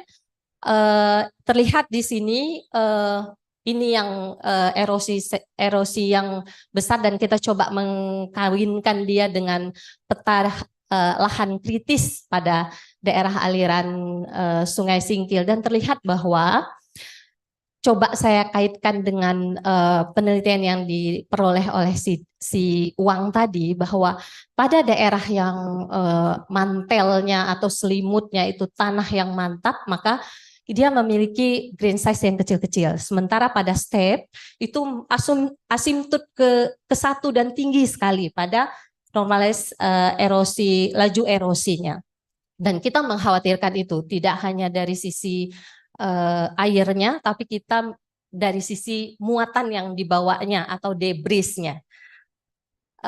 Bapak Ibu sekalian, kita coba lihat pemasok selain dari ini kebetulan dikaji oleh hidrologi tadi dikaji oleh Pak Maimun, sedimen ini dikaji oleh Pak Ahmad Reza Pasuri. Pada saat itu kita semua tim itu terlibat untuk mengkajinya dan terlihat bahwa hampir seluruh formasi patahan itu dari orde 1 sampai ke orde, kebetulan das Singkil ini ordenya sampai 7.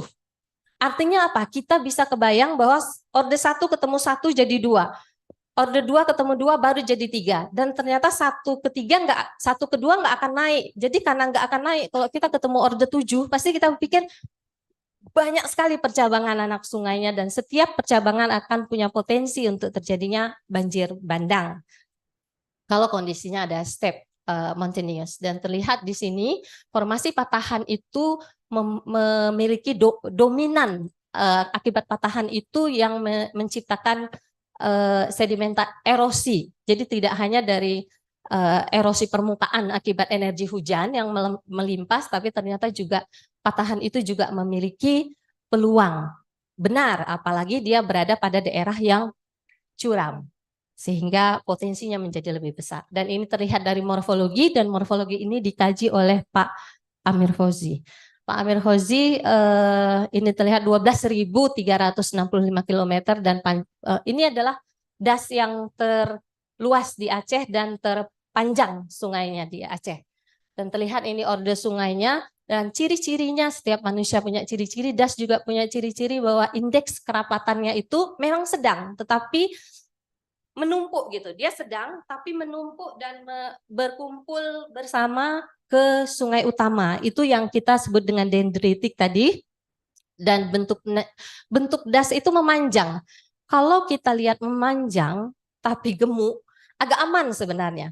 Tetapi karena ini langsing, kecepatannya semakin tinggi. Dan di sini yang kita khawatirkan, tadi Pak Is juga menyebutkan coba mengkaji bagian yang belum masuk ke Kutacane, karena bagian itu adalah source banjir dan source debris terbesar di bagian sini. Dan bagian sini, kalau bagian orde-orde tinggi, ya memang sudah akumulasi dari air atau sedimen, itu memang kita khawatirkan, normal saja kita khawatirkan. Dan selanjutnya, masih ada waktu Ibu? 5 menit lagi. Baik, ini kondisi yang berbelok-belok karena kita melihat memang dalam kondisi yang curam tadi masuk ke daerah yang gradiennya lebih kecil. Dari sini juga kita melihat bahwa saya nggak melihat, oh dia beredit. Kenapa beredit? Bereditnya nggak ada ya? Oh, kenapa beredit? Karena dalam kondisi lembah yang curam, jalan langsung ke gradien yang lebih rendah, bahkan menjadi rata sehingga dia jadi liar. Jadi liar itu membuat dia bisa berjalin atau berbelok-belok. Oh kok naik? Oke, kita lihat langsung tinjauan das singkil hulu, bagian hulu, karena kita konservasinya bagian hulu, debris yang tersisa menghalangi alur sungai yang tadi Pak Alfian bilang kita khawatir menjadi dendrik yang stabilitasnya tidak terjangkau sama kita karena alami tadi. Ketika dendrik pecah maka akan menghasilkan banjir bandang atau menciptakan banjir bandang. Selain itu lahan pertanian juga kemungkinan ada pada lereng-lereng curam. Saya teringat sekali ada daerah waktu itu pembangunan Waduk Jati Gede, saya di sana dan ternyata tidak sampai 5 tahun cepat penuh tadi Pak Alfian, cepat penuh sehingga apa yang kita lakukan di dasnya ada das Cimanu sama, kalau kita rujuk sama das Cimanu itu orang nanam yang tanaman-tanaman semusim tomat cabai itu dan panen pada saat hujan, setiap hujan panen. Nah, akhirnya meningkatkan erodibilitas tanah dan bank overflow pada meander sungai yang meningkatkan pada belokan itu, pada kecepatan yang menyerang ke Segara Allah pada belokannya. Ini benar. Oke, saya coba untuk kita nanti berdiskusi, ada ide hal ini kita terlihat dari sisi foresti dan agrikultur. 45% memang kita anggap sebagai 100 ya Pak ya. Tidak boleh ada pemotongan, itu aturannya, tapi nanti kita diskusi. Dan apabila ada juga kan ya hutan lindung, ada juga yang usaha memang untuk pengusahaan atau industri ya Pak ya. Jadi dengan parameter rule land contour dilakukan tidak dengan tegak lurus, dengan terasering, dan perlu juga memperkuat community resisten terhadap banjir bandang. Karena saya melihat banjir bandang peluangnya paling besar pada hulunya, pada hilirnya jenis banjir lainnya itu juga kemungkinan terjadi. Ini yang tadi disebutkan terjadi apa di bagian meandernya, di bagian sisi luarnya kita tetap perlu bank protection dan kita harus sama-sama memahami juga fungsi sepadan sungai bahwa ini adalah river property yang harusnya tidak ada aktivitas manusia di river property, bukan hanya pada palung sungai bahwa dia punya yang kita sebut dengan floodplain area ada tapi sekarang kan floodplain area itu ya jadi tempat pengusahaan masyarakat. Kalau hidup di bagian river property tentu nggak bisa teriak-teriak disaster karena memang berada di rumah orang ya kan. Ini kondisi normal dan ini kondisi yang banjirnya. Ini juga pada bagian meander tadi kita debit tahunan itu pasti lebih tinggi pada kondisi normal pasti berada pada jalan normalnya, dan pada kondisi yang ekstrim tentu dia berpindah, dan itu mengancam kondisi bagian tebing luar. Salah satu solusinya, salah satu adalah bisa pembangunan creek kalau kita mau struktural, karena banyak creek yang berhasil menciptakan satu floodplain area yang aman untuk menciptakan daratan baru. Jadi sedimen itu menjadi satu keuntungan sehingga terbentuk daratan baru dan menjaga secara alami, karena dia lulus air dan lulus sedimen pada tingkat tertentu, pada diameter tertentu. Pada daerah step tadi Prof. Alfian sempat menyebutkan kaskat. Kaskat itu memang menyelamatkan, seperti kita menjalin kekuatan lebih panjang, lebih besar, karena dilindungi hulu, dilindungi tengah, dilindungi hilir dalam kondisi berjalin-jalin, sehingga kaskat step river bed, bank protection, dan tidak ada jembatan penghalang untuk aliran air untuk daerah yang super kritis, sehingga yang super kritis itu menjadi subkritis, artinya kecepatannya menjadi lebih melambat. Ini ada penangkap sedimen yang diharapkan, tadi disebutkan check dam, ada kondisi yang memang parah membawa debris bisa dengan sabodem, dan ada yang permanen wear dan ada yang fleksibel. Ini salah satu contoh saya ambil dari satu artikel struktur masif di Merapi. Kalau saya di Merapi memang membawa lahar, dan berikutnya untuk diskusi kita bersama pada bagian sisi kiri. Pada saat ini saya dan mahasiswa S1 sedang mengkaji, kita banyak akibat meander banyak oxbow yang sudah ditinggalkan oleh sungai bertahun-tahun dalam kondisi yang debit besar dan debit kecil, dan oxbow itu adalah milik sungai karena berada di properti area sungai, dan itu bagaimana cara kita, jadi masih menyangkut sebenarnya, baik pada sisi sungai kan seperti basin, retention, boleh pada sisi sungai, boleh pada samping kiri atau samping kanan sungai, karena masih miliknya sungai. Tidak ada masyarakat yang tidak ada land acquisition yang harus mengeluarkan uang banyak, karena memang daerahnya adalah daerah pemilikan sungai atau floodplain area, sehingga yang sedang kami kaji adalah oxbow retention basin yang bisa dimanfaatkan pada saat kekeringan maupun pada saat banjir. Baik, itu saja dari saya. Mudah-mudahan bisa menciptakan diskusi berikutnya. Saya kembalikan ke Ibu Moderator. Assalamualaikum warahmatullahi wabarakatuh. Waalaikumsalam warahmatullahi wabarakatuh. Selanjutnya, marilah kita simak materi dari narasumber kita ketiga yang akan mengangkat tema kompensasi atau pembayaran jasa lingkungan sebagai instrumen konservasi hulu. Iya, ada duitnya. Mungkin kalau di kami itu BPJSD itu dia biaya jasa pengelolaan sumber air ya. Mungkin kalau di ini beda lagi. Mari sama-sama kita dengarkan materi kita dari Bapak Joni STMT PhD. Kepada Bapak kami persilakan. Assalamualaikum warahmatullahi wabarakatuh. Terima kasih Ibu Moderator yang kami hormati, Bapak Dekan, Bapak Alfian, Prof. Alfian, dan rekan-rekan dari WSK, Pak Heru, dan rekan dari BWS, Bapak Ibu hadirin sekalian. Senang sekali saya hari ini bisa hadir di sini. Jarang-jarang, bahkan mungkin nggak pernah Pak saya hadir di sini, walaupun memang saya sering ke sebelah sana Pak, di Pasca Sarjana. Ya. Ya, terima kasih. Tadi Prof. Alfian sudah diskusi green reservoir. Jadi kalau Ibu Asmeri barusan lebih banyak bicara di sisi greennya, di sisi greennya, saya coba ajak kita semua untuk berdiskusi mengenai greennya. Izin saya berdiri. Ya.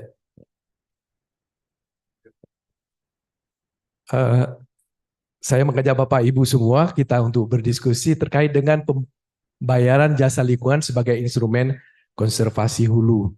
Jadi ini mungkin ranahnya lebih soft Pak, tidak banyak sisi engineeringnya. Kita lebih banyak berkombinasi terkait juga aspek sosial dan ekonominya. Kita lihat beberapa fenomena, ini dari riset PhD saya waktu 2015 Pak di Dasgrung Aceh. Ada satu fenomena yang cukup menarik di sini. Ternyata bahwa perubahan tata guna lahan yang terjadi pada Dasgrung Aceh pada 2015 itu mengarah kepada tumbuhnya lahan-lahan terbuka, ilalang dan lahan-lahan terlantar gitu ya. Ini satu hal yang perlu kita cermati ke depan. Ketika kita berbicara perubahan tata guna lahan menjadi lahan-lahan yang menjadi lebih produktif, mungkin ini oke Pak ya.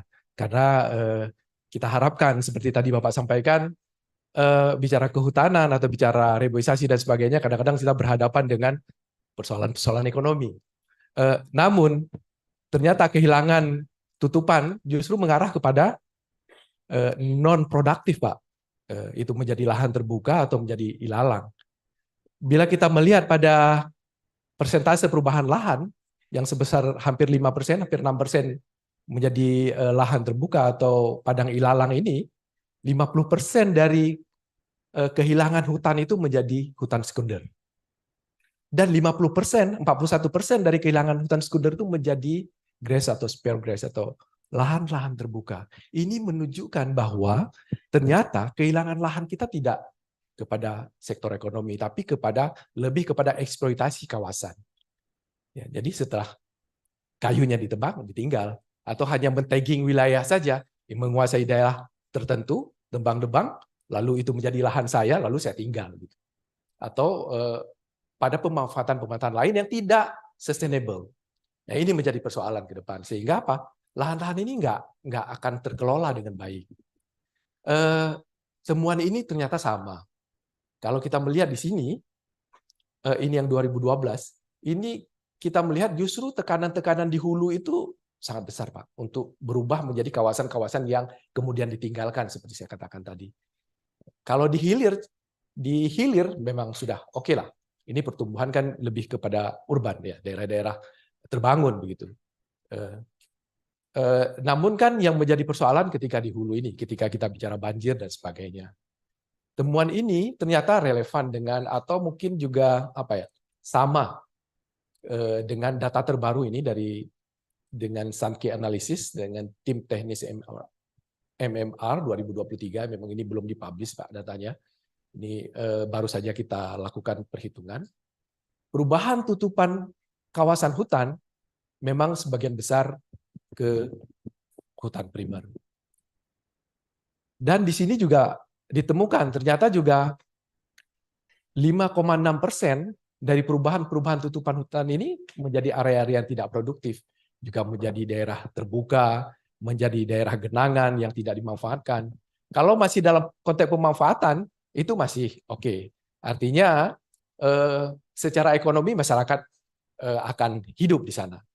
Kalau kita melihat pertumbuhan area yang menjadi area terbangun justru di Aceh sangat kecil. Itu hanya sekitar berapa ini? 0, sekian itu menjadi daerah pemukiman atau daerah tambang atau daerah-daerah menjadi pelabuhan dan sebagainya. Ini yang kemudian menjadi perhatian kita ke depan. Bagaimana kita perubahan tutupan ini akan menjadi lebih ramah terhadap lingkungan, akan menjadi lebih ramah terhadap salah satu yang kita diskusikan adalah konservasi hulunya.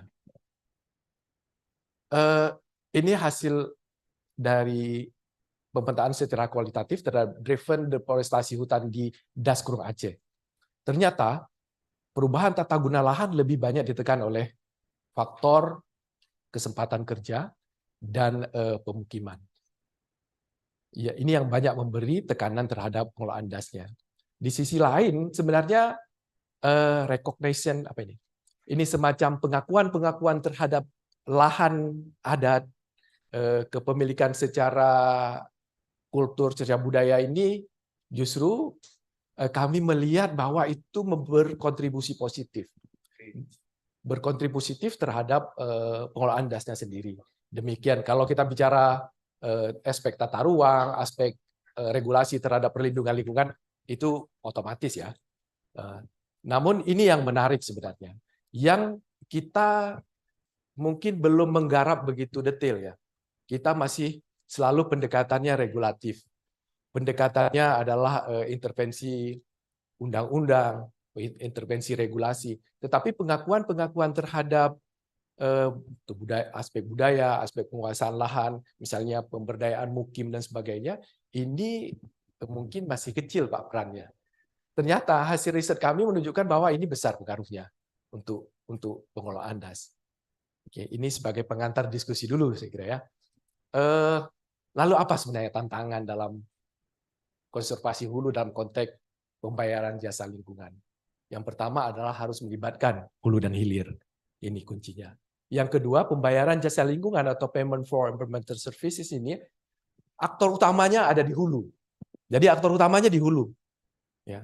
Mereka yang mengambil keputusan bagaimana penggunaan lahan di hulu dilakukan dan kontribusi terhadap penyedia di hilir. Jadi si pemberi manfaatlah yang di hulu yang menentukan apa keputusan yang akan mereka ambil. Selanjutnya adalah aktor penerima manfaat di hilir ini harus menyiapkan instrumen kompensasi. Ini yang paling penting sebenarnya.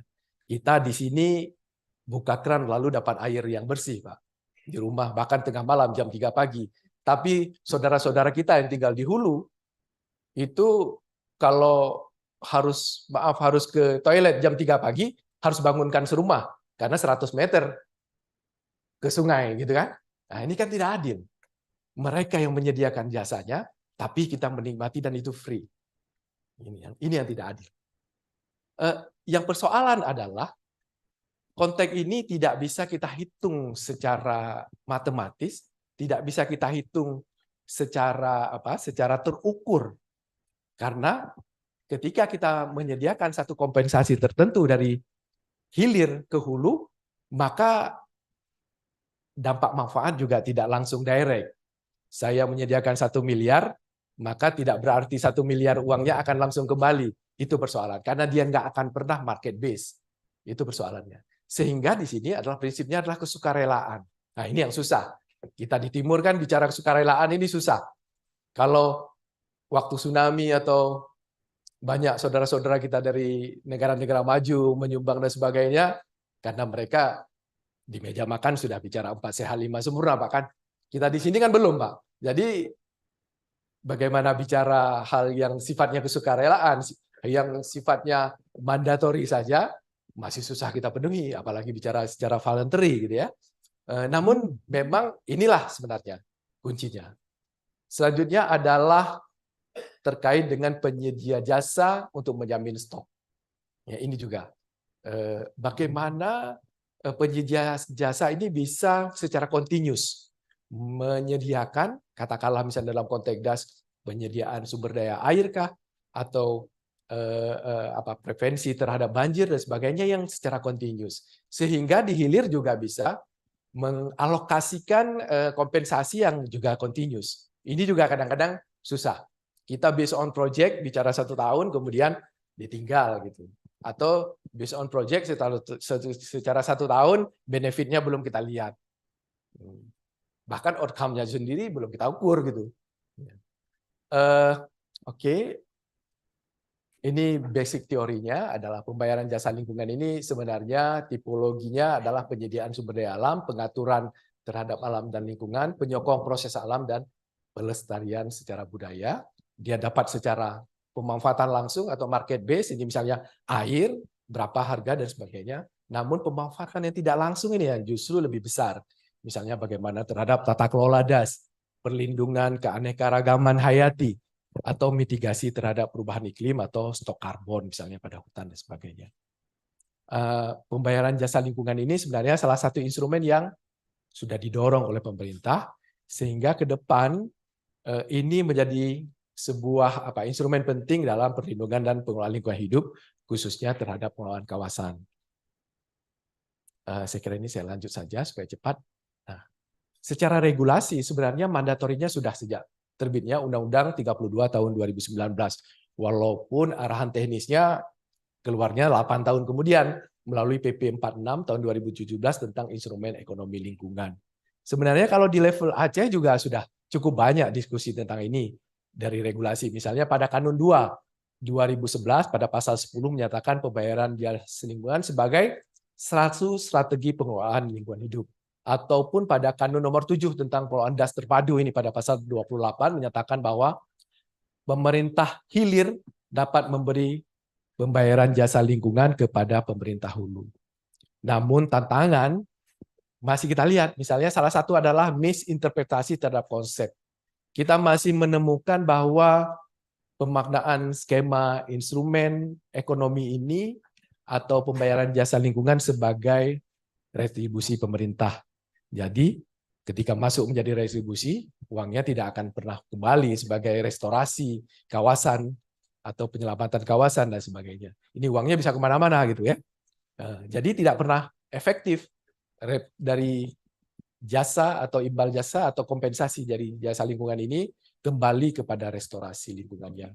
Atau alokasi pemanfaatan kompensasi ini tidak rinci. Nah, tidak disebutkan. Ini apa saja sih sebenarnya komponen yang akan dibiayai nanti, sehingga sama saja. Justru walaupun sebagian uangnya sudah mengalir ke hulu, tapi di sana dipakai untuk ekonomi produktif yang tidak mengarah kepada konservasi kawasan sebagaimana tujuan daripada pembayaran jasa lingkungannya. Dan yang ketiga ini yang paling sering terjadi bahwa pemahaman instrumen ekonomi lingkungan ini sebagai suatu kewajiban. Sehingga kemudian adalah ketika tidak terukur dampak yang diterima, dia menganggap bahwa sistem ini fail, tidak jalan. Sehingga dia tidak lagi melakukan pembayaran atau tidak lagi terlibat pada skema ini. Selanjutnya, tidak bisa jalan lagi Pak. Izin Pak, tolong naik. Kayaknya habis baterainya. Lanjut. Iya. Ya, prinsip pembayaran jasa lingkungan ini yang pertama adalah harus realistik, harus terukur sebagaimana kita diskusikan tadi, bahwa stok yang disediakan oleh penyedia itu harus terjamin secara waktu dan spasial. Jadi pada batasan-batasan luas das tertentu, pada luas cakupan program tertentu. Yang kedua adalah sifatnya sukarela. Karena sulitnya kita mengukur bagaimana dampak secara direct tadi. Jadi karena prinsipnya sukarela, maka keterlibatan para pihak di sini harus tertuang dalam sebuah negosiasi atau terinformasi atau yang terukur dengan tanpa paksaan. Jadi nggak bisa. Kalau saya mengharapkan sesuatu dengan kompensasi tertentu, maka produknya akan keluar dengan jumlah tertentu. Selanjutnya adalah kondisional. Yang pertama, performa kualitas dan kualitas jasa lingkungannya harus jelas. Misalnya, ini programnya untuk penurunan tingkat sedimentasi, misalnya. Atau untuk agroekosistem, misalnya penutupan kawasan. Jadi, ini memang untuk reboisasi. Aktivitas yang disepakati, misalnya menanam pohon tertentu atau kegiatan tertentu. Yang keempatnya adalah kesamaan tujuan, kriteria, dan perencanaan. Apa yang kita sepakati. Misalnya ada industri kayu di bawah yang untuk menjamin ketersediaan kayu, maka bisa kita pakai skema keempat ini. Jenis apa yang sebenarnya mereka harapkan. Di sisi lain, yang dampak secara tidak langsung adalah terhadap konservasi hulunya. Selanjutnya adalah ini harus memberi tingkat kesejahteraan. Ini yang paling penting sebenarnya. Seperti pemetaan yang kita lakukan. Ternyata memang aspek-aspek di hulu itu lebih banyak terkait dengan kemiskinan, terkait dengan kesempatan kerja. Sehingga kalau ini tidak tersentuh, maka persoalan utama dari itu juga tidak akan pernah terselesaikan. Ini adalah paradigma terhadap pembayaran jasa lingkungan. Yang pertama, transaksinya harus jelas. Antara supply dan demand secara environmental services-nya, secara jasa lingkungannya. Termasuk juga pemanfaatan penyediaannya. Yang kedua adalah kompensasi atas kesempatan yang hilang. Jadi ini seperti Ibu Prof tadi sampaikan, ada daerah yang pada saat hujan justru panennya kentang, panennya tomat gitu Bu. Nah ini kalau memang itu dianggap sebagai sebuah kesempatan yang hilang, maka harus ada kompensasi untuk itu. Kalau kita memang akan mengeliminir, kita menganggap hasil asesmen kita itu memberi kontribusi terhadap kerusakan wilayah hulu. Harus ada kontribusi apabila memang kesempatan berusaha itu kita eliminir gitu. Juga terkait dengan koinvestasi dalam pelestarian landscape yang bertujuan atau yang bersifat fleksibel dengan tingkat kepercayaan tinggi. Jadi di sini misalnya insentif terhadap royalti. Misalnya penyedia sumber daya air misalnya kayak air mineral dan sebagainya, maka dia memakai konsep ini. Memang akan lebih sumir ya, akan lebih sangat tidak terukur apa dampak bagi dia terhadap misalnya pemurnian air yang lebih bersih, lebih murni dari suspended solid dan sebagainya terhadap produksi airnya, karena dia kan di sisi yang lain akan melakukan proses-proses yang lain. Nah, jadi walaupun ini memberi kontribusi yang rendah dengan tingkat kepercayaan yang tinggi, maka dia tetap akan terlibat pada skema pembayaran jasa lingkungannya. Ini kalau kita melihat bagaimana konsep pembayaran jasa lingkungan dilakukan. Yang pertama adalah tentu intervensi terhadap business as usual melalui perubahan perilaku penyedia jasanya. Nah, jadi ada intervensi oleh masyarakat atau aktor yang di hulu. Misalnya pertanian yang ramah lingkungan, berbasis pohon atau agroforestry, kemudian dampaknya dirasakan oleh menjadi sebuah jasa lingkungan yang dampaknya dirasakan oleh masyarakat di hilir atau kontribusi terhadap kesadaran pemanfaatan sumber daya yang ini memberi semacam intensif finansial maupun non finansial. Non finansial juga bisa beragam nanti, misalnya pendampingan atau misalnya kepastian terhadap produk-produk di hulu dijamin oleh masyarakat hilir dan sebagainya. Jadi kalau nanti di hulu tidak menanam lagi bawang atau tidak menanam lagi atau kita arahkan untuk menanam suatu produk yang lain yang lebih ramah, masyarakat di hilir menjamin produk yang ditanam akan kita beli. Ya. Beberapa komponen dari pembiayaan jasa lingkungan ini, yang pertama adalah biaya peluang atau opportunity cost. Yang kedua adalah biaya konservasi, ini terkait dengan bagaimana mempertahankan dan meningkatkan sumber daya jasa lingkungannya. Biaya pendukung termasuk misalnya pendekatan kelembagaan, pelatihan dan sebagainya, dan tentu juga biaya operasional terkait monitoring dan evaluasinya. Ini adalah mekanisme penerapannya, mulai dari perancangan, pelaksanaan dan monitoring dan evaluasi, di mana sebenarnya ini satu kesatuan yang harus melibatkan seluruh stakeholder di dalam kawasan, baik yang di hulu maupun di hilir. Kami kira demikian yang dapat kami presentasikan. Terima kasih. Assalamualaikum warahmatullahi wabarakatuh. Assalamualaikum warahmatullahi wabarakatuh. Terima kasih. Ya. Hadirin yang kami hormati, demikianlah pemaparan materi yang telah dibawakan oleh ketiga narasumber kita pada hari ini. Luar biasa sekali ya insight yang dapat diberikan dari ketiga narasumber. Mungkin saya sekilas mengulas kembali yang tadi sudah disampaikan oleh ketiga narasumber kita ini ternyata sangat inline ya, walaupun mungkin kayak padahal nggak janji gitu materinya, mulai dari Pak Alfian yang menawarkan konsep Green Grey Reservoir, Ibu Asmeri juga penanganan dari hulu, hilir dan tengah. Terus yang terakhir yang terkait dengan grey ya, green oleh yang Bapak dari DHK. Baik, mungkin dari ketiga narasumber tadi ada pertanyaan dari teman-teman sekalian, dari rekan yang ada di sini. Untuk yang di Zoom mungkin bisa menuliskan di kolom chat. Untuk yang di sesi tanya jawab di ruangan mungkin saya buka untuk 3 penanya dulu. Baik. Ya, dari Ibu sebelah kanan. 2 lagi. Ya, oke, sudah cukup ya. Dari Ibu yang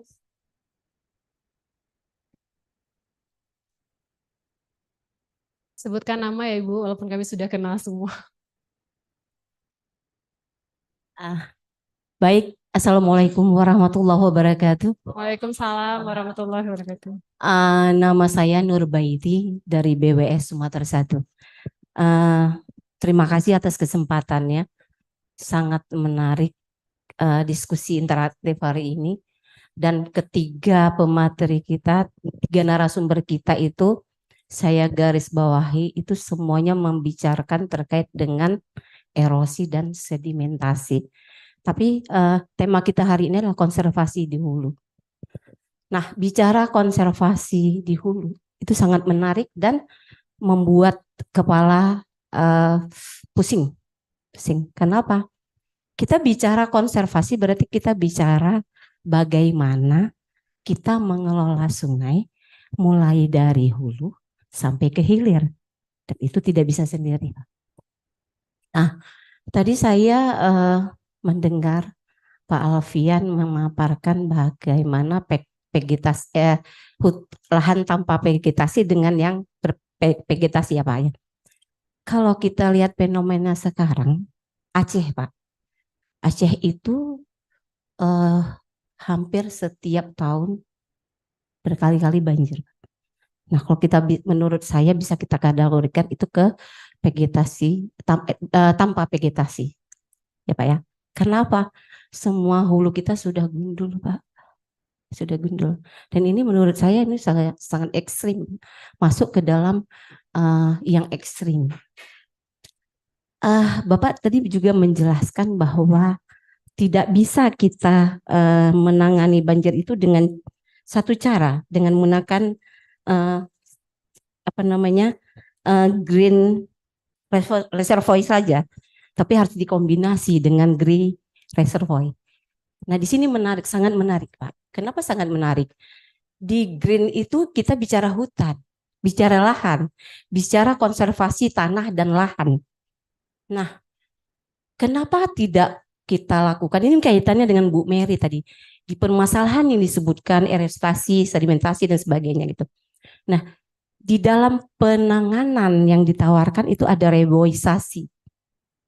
Reboisasi dan kaitan eratnya dengan tadi grey ya Pak ya, atau green reservoir. Kenapa tidak kita coba? Tadi Bapak juga menyebutkan bahwa di Jepang itu ada hutan industri. Kalau nggak salah di Aceh Besar itu banyak hutan industri. Banyak Pak. 2000-an kalau saya nggak salah dengar itu pernah dilakukan metode scraping ya Pak. Yang bisa menekan laju runoff sampai nyaris hampir 0%. Apakah bisa kita lakukan lagi Pak? Tadi Bapak juga menyebutkan agar mungkin kita mencoba di WS Aceh Merdu. Yang paling banyak dilakukan, yang paling dekat dengan kita, yang bisa kita lakukan. Itu mungkin itu. Reboisasi yang dilakukan itu akan nihil hasilnya apabila Aceh kita punya moratorium loh Pak. Punya moratorium yang sampai saat ini masih berlaku. Tapi apa yang terjadi? 3 program utama itu tidak dilaksanakan Pak. Tidak dilaksanakan. Sehingga reboisasi yang dilakukan itu tidak ada terbukti, tidak terlihat nyata. Bisa nggak kita coba menghidupkan kembali moratorium itu? Ya. Di Kementerian PU sendiri itu sudah saat ini trennya Pak reboisasi dan biopori Bu Mary. Tadi penanganan juga di poin 4 itu biopori. Pertanyaannya, biopori bisa nggak dilakukan untuk luasan yang lebih dari misalnya ratusan hektar, ribuan hektar, bisa nggak? Kayaknya agak-agak susah ya Bu ya gitu. Nah, mungkin satu tadi kombinasi bagaimana kita melakukan hutan taman industri, penanganannya seperti apa, kombinasi seperti apa, mungkin Bapak bisa memberikan arahan. Dan juga tadi biopori apakah bisa dilakukan di luasan yang terlalu besar, ratusan hektar atau ribuan hektar gitu. Dan menurut saya itu tugas kita yang paling berat Pak. Terus yang terakhir saya juga pernah membaca kalau di penanganan konservasi tanah dan lahan itu kalau boleh jangan dilakukan lagi secara 3x3 tapi 3x lane. Kalau saya nggak salah. Jadi karena setiap struktur tanah itu punya kontur yang berbeda, punya tingkat kesuburan yang berbeda. Jadi perlakuannya tuh nggak bisa sama, nggak bisa 3x3. Gitu ya. Itu menurut saya baca Pak. Dan Bisa nggak kita lakukan di sini? Contoh yang paling dekat aja gitu. Das Kurung Aceh yang memang saat ini sudah sangat kritis. Mungkin itu yang bisa saya sampaikan untuk dua pemateri. Dan yang satu lagi sangat menarik, itu biaya jasa lingkungan Pak Joni. Di Kementerian PUPR itu ada biaya jasa pengelolaan SDA. Dan saat ini dalam proses penetapan dokumennya. Sudah menghitung tarifnya dan nanti akan disepakati berapa tarif yang akan dipungut, dan itu dalam proses penetapan di Kementerian PUPR. Nah, saya juga pernah mengikuti beberapa pertemuan saat ini di Provinsi Aceh. BPK Aceh sedang menyusun kanun terkait dengan pajak air permukaan. Nah, kenapa sampai dengan sekarang belum terrealisasi kanun itu atau pergub itu? Menurut saya karena ada setiap kementerian punya biaya jasa sendiri. Di Kementerian Lingkungan Hidup mungkin jasa lingkungan, di PUPR jasa pengelolaan SDA. Nah, itu yang membuat susah mengakomodir semua biaya jasa yang dipungut oleh masing-masing kementerian.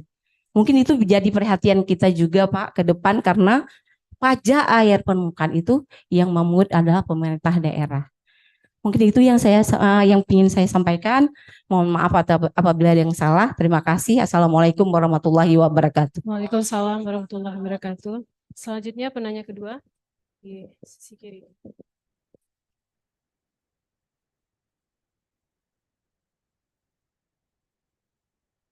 Assalamualaikum warahmatullahi wabarakatuh.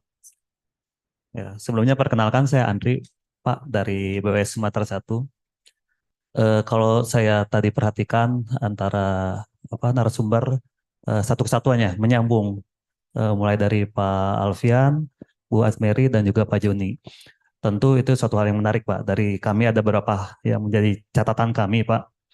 Tadi mulai dari Pak Alfian menjelaskan bahwa tentang kondisi yang seharusnya sebelum dan vegatif dan tidak vegatif. Tapi kan permasalahan sekarang ini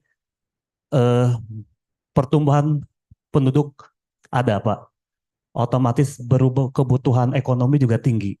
Kebutuhan rumah pun juga tinggi Tentu permasalahan itu membutuhkan lahan. Nah, itu tidak bisa dipungkiri. Nah, sebenarnya kan regulasi itu sudah ada. Ketika membangun tanah, membangun rumah harus kayak gimana. Pohon harus gimana, tapi kan harus diterapkan kembali Pak di lapangan. Nah, maksudnya kita harus membuat solusi baru Pak, bukan solusi penerapan di lapangan terkait pertumbuhan itu tidak bisa kita hentikan dan harus dilaksanakan. Kalau di hulu tidak ada perubahan dari pohon menjadi pertambangan pertanian, otomatis daya makan kita dari mana gitu Pak. Tapi harus dibatasi ya Pak ya. Supaya yang tadi Pak Alfian bilang dulu tanpa apa-apa sungai kita aman. Nah, tugas kita sekarang dengan apa-apa sungai pun harus aman. Nah, sungai aman harus kayak gimana ya? Kita harus tangani bareng-bareng Pak. Kami kalau dari sektor pemerintah kami bisa menangani sesuai dengan, tapi peran serta masyarakat itu penting Pak. Di mana pihak swasta membangun pertanian itu harus regulasi dan juga penerapan yang sesuai. Ketika dulu tanpa murba lahan, airnya katanya bilang 55, sungai 60 nggak banjir. Nah, sekarang dengan berubah lahan gimana juga masih 55 air itu sebelum ke sungai.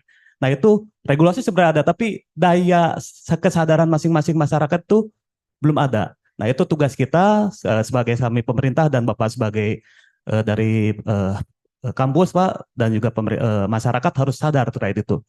Nah, mungkin bisa dijelaskan terhadap masyarakat dengan kebutuhan sama tapi penanganannya juga sesuai gitu Pak. Itu yang harus kita jelaskan ke masyarakat. Terus yang kedua terkait Bu Asmeri bahwa tadi yang curam merupakan salah satu sungai yang berpotensi banjir bandang. Dikarenakan ya tadi selainnya sekarang itu bahwa pemanasan global juga sudah dirasakan. Ciri-ciri utama pemanasan global itu adalah ketika hujan dengan durasi cepat tapi dengan curah hujan yang besar. Nah, itu sehingga yang tadi bendung-bendung alami itu dapat jebol ya Pak ya. Nah, jebol itu karena ya tadi ada pembalakan liar di hulu karena kebutuhan. Jadi segala sesuatu itu mungkin kita harus sama-sama ya Bu ya gimana menerapkan ke masyarakat terkait kesadaran itu, gitu kan? Kesadaran bahwa tipe banjir bandang yang terjadi di Banda Aceh, di Aceh gitu ya. Kalau saya lihat, kalau dari atas pesawat terbang kalau kita hijau, tapi kok masih banjir, tapi kok erosi tinggi, berarti ada yang salah gitu Bu. Nah itu harus sama-sama dengan sektor swasta, bersosialisasi dengan sektor swasta, terkait tumbuhan apa aja yang harus di sana yang memberikan ekonomi buat masyarakat, tapi memenuhi kebutuhan masyarakat juga Pak, yang emang tidak bisa kita hindari kebutuhan masyarakat itu.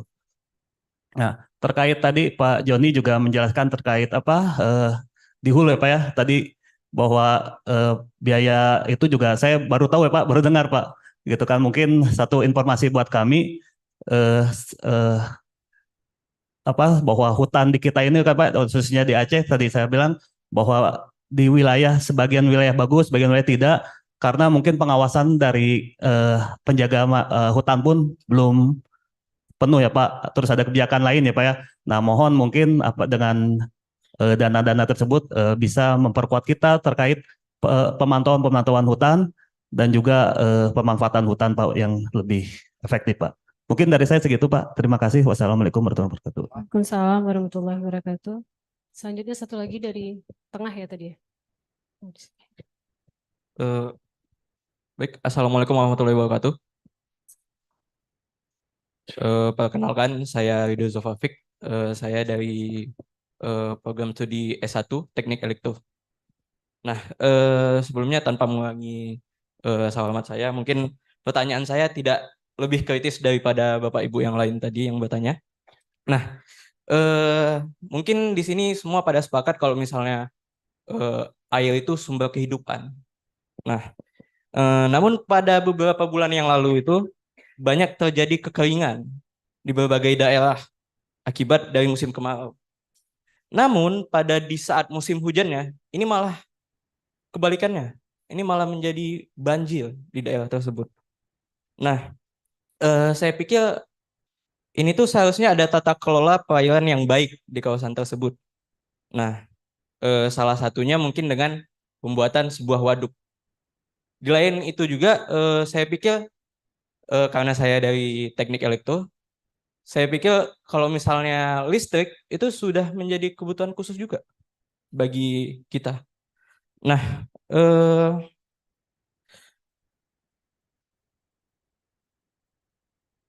menurut saya dari pembuatan waduk ini itu bermanfaat untuk menampung air pada saat banjir nanti, sehingga debit di hilir atau yang di bawahnya itu tidak banjir gitu.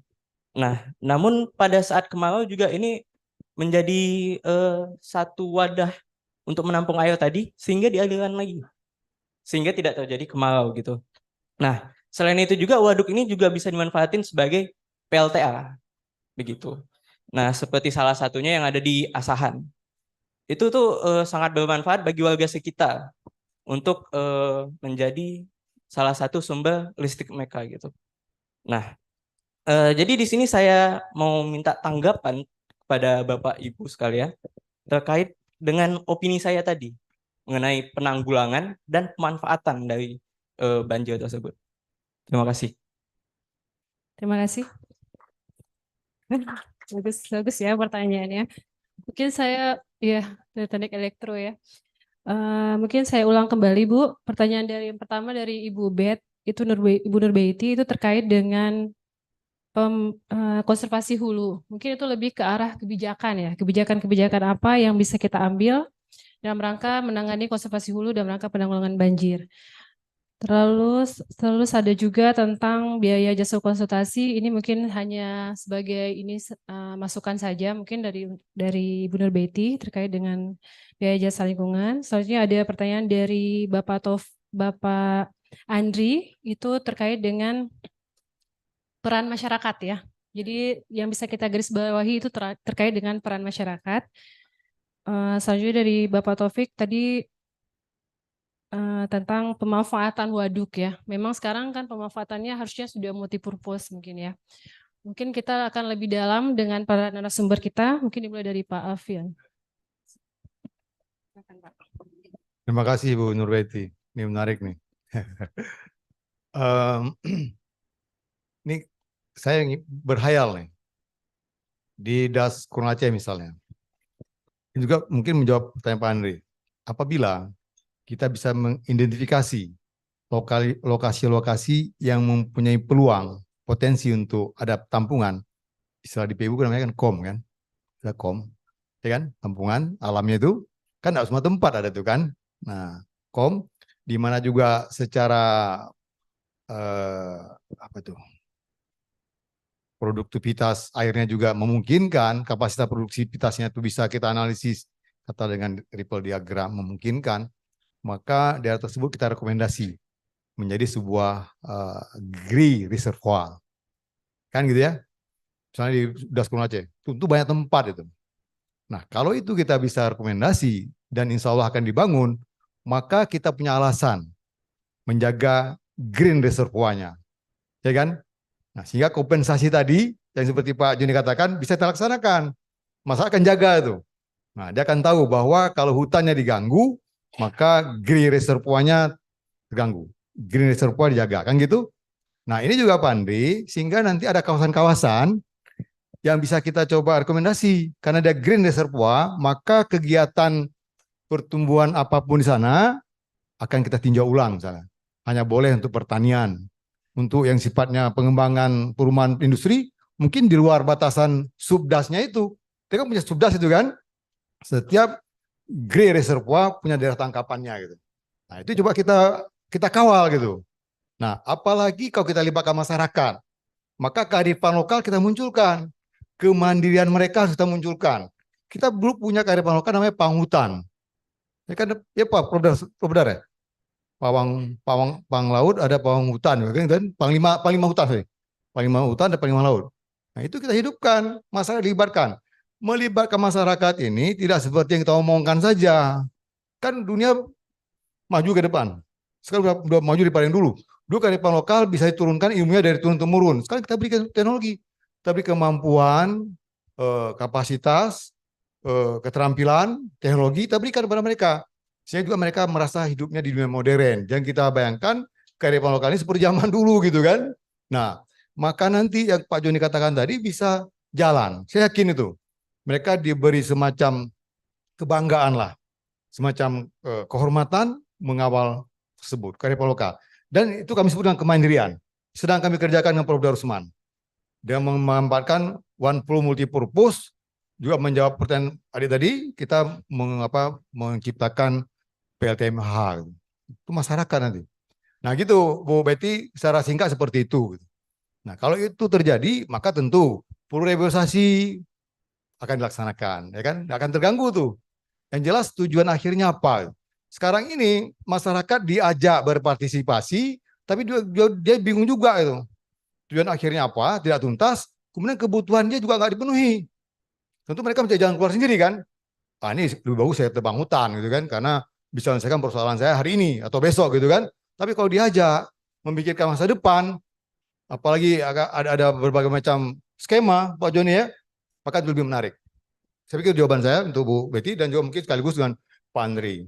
Yang bisnis Pak, saya pikir, nah memang benar tadi, untuk urusan-urusan lebih besar, mainstream misalnya, sungai utama, yang waduk-waduk besar, seperti misalnya mungkin nanti akan dibangun Waduk Selimum, Gunung Kerto, itu biarlah urusan pemerintah. Tapi yang sifat-sifatnya embung-embung kecil, kita libatkan masyarakat. Public-private partnership itu kita manfaatkan di sana. Gitu. Akademisi, insya Allah kita turun. Memberi pencerahan kepada masyarakat. Ya kan? Harus bersama-sama nih. Nah, kami sudah mulai sebenarnya dengan Prof. Darusman. Sudah mulai. Dengan skema One Multi-Purpose, menciptakan desa mandiri energi dan peningkatan perekonomian masyarakat. Itu. Kemudian yang siapa tadi? Dari Mas Elektro, terima kasih.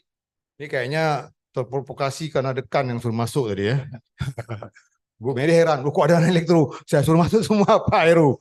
Supaya ini penting kan? Nah ternyata apa yang disampaikan itu, meskipun bagi kita hal biasa, tetapi itu bagus sekali.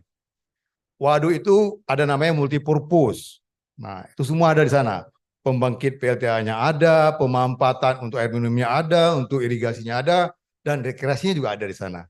Ya, insya Allah Kalau itu ada nanti, wow, Aceh maka bisa loncat ke depan lah. Ya, saya pikir itu jawaban singkat saya. Mudah-mudahan terpuaskan. Kalau enggak nanti kita diskusi di luar. Terima kasih. Baik. Lanjut terus ya. Baik, Bu Bet memang paling pintar menangkap slide terakhir. Saya tadi nayangin slide terakhir nggak mau panjang-panjang ceritanya. Ini bahan diskusi kita. Nah, yang terakhir tadi kan biopori, bla bla, rorak sampai penanganan tebing sungai dengan cara ekohidrolik. Nah, tidak pernah ada yang namanya konservasi hanya lahan saja. Pasti setelah itu nembaknya ke air. Makanya kita juga punya lab Pak ya, konservasi lahan dan air atau air dan lahan. Karena memang otomatis menjadi terkonservasi airnya setelah kita konservasi lahannya. Nah, Bu Bet ngajak kita sebenarnya, entahlah kalau saya salah pikir, nggak tahu saya. Sebelum kita berbicara struktural, bagaimana kalau kita ke reboisasi tadi ya Bu ya, benar nggak? Maksudnya ya karena memang nggak bisa sendiri-sendiri. Reboisasi sendiri saya menyebutkannya tadi continue dari sisi time maupun spasial ke hilirnya. Reboisasi tentu punya batasan, constraint, yaitu karena lahan kita bekerja pasti dia punya batas saturated untuk menyimpan. Maka setelah melewati batas jenuhnya, tentu dia nggak bisa menyimpan. Disitulah mulai terjadi run off. Nah, run off itu bagaimana cara mengelolanya? Salah satunya tadi disebutkan oleh Pak Alfian adalah penyimpanan untuk menyelamatkan volumenya. Nah, biopori cocokkah di daerah yang luas? Saya menyebutkan bahwa biopori constraint-nya bukan dari sisi keluasannya, tapi lebih constraint-nya dari sisi kejenuhan atau koefisien permeabilitas tanahnya. Kita pernah membuat biopori, pengabdian masyarakat. Teman saya kebetulan anggotanya. Coba di Kampung Keramat kita buat biopori. Itu gali sedikit saja sudah muncul air. Apakah cocok kita melakukan biopori? Jadi constraint-nya adalah di seluas manapun kita masih bisa lakukan, tapi kondisi saturated tanahnya itu menjadi constraint utama. Sanggupkah dia masih menyimpan? Kalau dia memuntahkan air juga berarti dia tidak layak di sana. Biopori juga tidak hanya dari sisi hulu, tengah, hilir juga kita dapat kita terapkan. Jadi lebih ke arah kondisi tanahnya atau koefisien permeability tanahnya. Biasanya biopori kita arahkan kepada kegiatan-kegiatan forum daerah aliran. Kan ada forum masyarakat peduli sungai, peduli daerah aliran sungai, forum DAS seperti yang Grung Aceh itu. Kita mengarahkan ke ke kegiatan-kegiatan yang langsung ke masyarakatnya, karena mereka adalah pengguna lahannya, dia langsung di rumahnya, di lapangan sepak bolanya, jadi di lapangan Tugu setahu saya Zaitun ya Pak ya, melakukan penelitian tentang biopori. Pak Andri, apa sih usaha kita? Saya teringat pernah berbicara dengan Sekda pada saat itu Pak Bahagia, sebelum Pak Bahagia pensiun. Kemana kita mau memegang janjinya masyarakat untuk menjaga lahannya? Sendiri aja kita lihat. Kan di dalam aturan ruang terbuka hijau itu 30%. 20 public, 10 private. Nah, 10% private itu dijaga, kayak mana cara jaganya? Di kota-kota besar itu sudah dipegang dengan IMB. Jadi desain yang tidak menciptakan 10% ruang terbuka hijaunya private, maka IMB-nya tidak keluar. Tapi kita belum pada saat itu pembicaraan mengarah ke sana mestinya. Karena untuk menjaga di mana peran serta masyarakat. Pertanyaan selanjutnya, ada apa dengan angka 30%? Dan ternyata dari hasil penelitian Pak Cai Asdak itu. Dosen mana Pak? Bandung. Undip, dosen teknik sipil Undip. Pak Cai Asda kemarin datang waktu acara forum guru besar. Pada saat hasil kajiannya 30% debit banjir menciptakan debit sedimen yang tinggi dengan asimptot ke-1 kalau kita jadi normalize. Sehingga 30% itu dipeganglah oleh pemerintah Indonesia bahwa 30% itu menciptakan sedimen yang mulai naik dia. Kalau grafiknya mulai naik asimptot ke arah 1, sehingga nilai itulah yang dipegang bahwa sedimen meningkat tajam pada posisi ruang terbuka hijaunya yang kurang dari 30%. Kita tahu memang hubungan inline sekali antara debit banjir dengan debit aja, tidak usah banjir, debit aliran dengan debit sedimen, dan peran serta masyarakat saya setuju untuk sepakat bahwa masyarakat ini kita nggak melihat kita saja ini yang tanpa punya kekuatan ya, tapi juga termasuk pengusaha-pengusaha kelapa sawit dan perkebunan lainnya itu kita anggap masyarakat ya, karena pengolah lahan yang terbesar ya, maka dia mengelola lahannya dengan salah satunya dengan drainase lahan dia yang dijaga baik, tidak memberikan limpasan yang besar pada saat keluar dari lahan pengusahanya. Saya sepakat pemanasan global merubah distribusi hujan karena debit banjir bandang terjadi pada hidrograf 6 jam. 6 jam mulai puncak, setelah itu turun drastis sehingga hujan 6 jam ke bawah itu dengan intensitas yang tinggi itu kita mengkhawatirkan, apalagi pada kondisi steep mountainous water sheet yang seperti kita sebutkan. Pembalakan liar iya, tapi ada kejadian kemarin yang banjir Klut kemarin.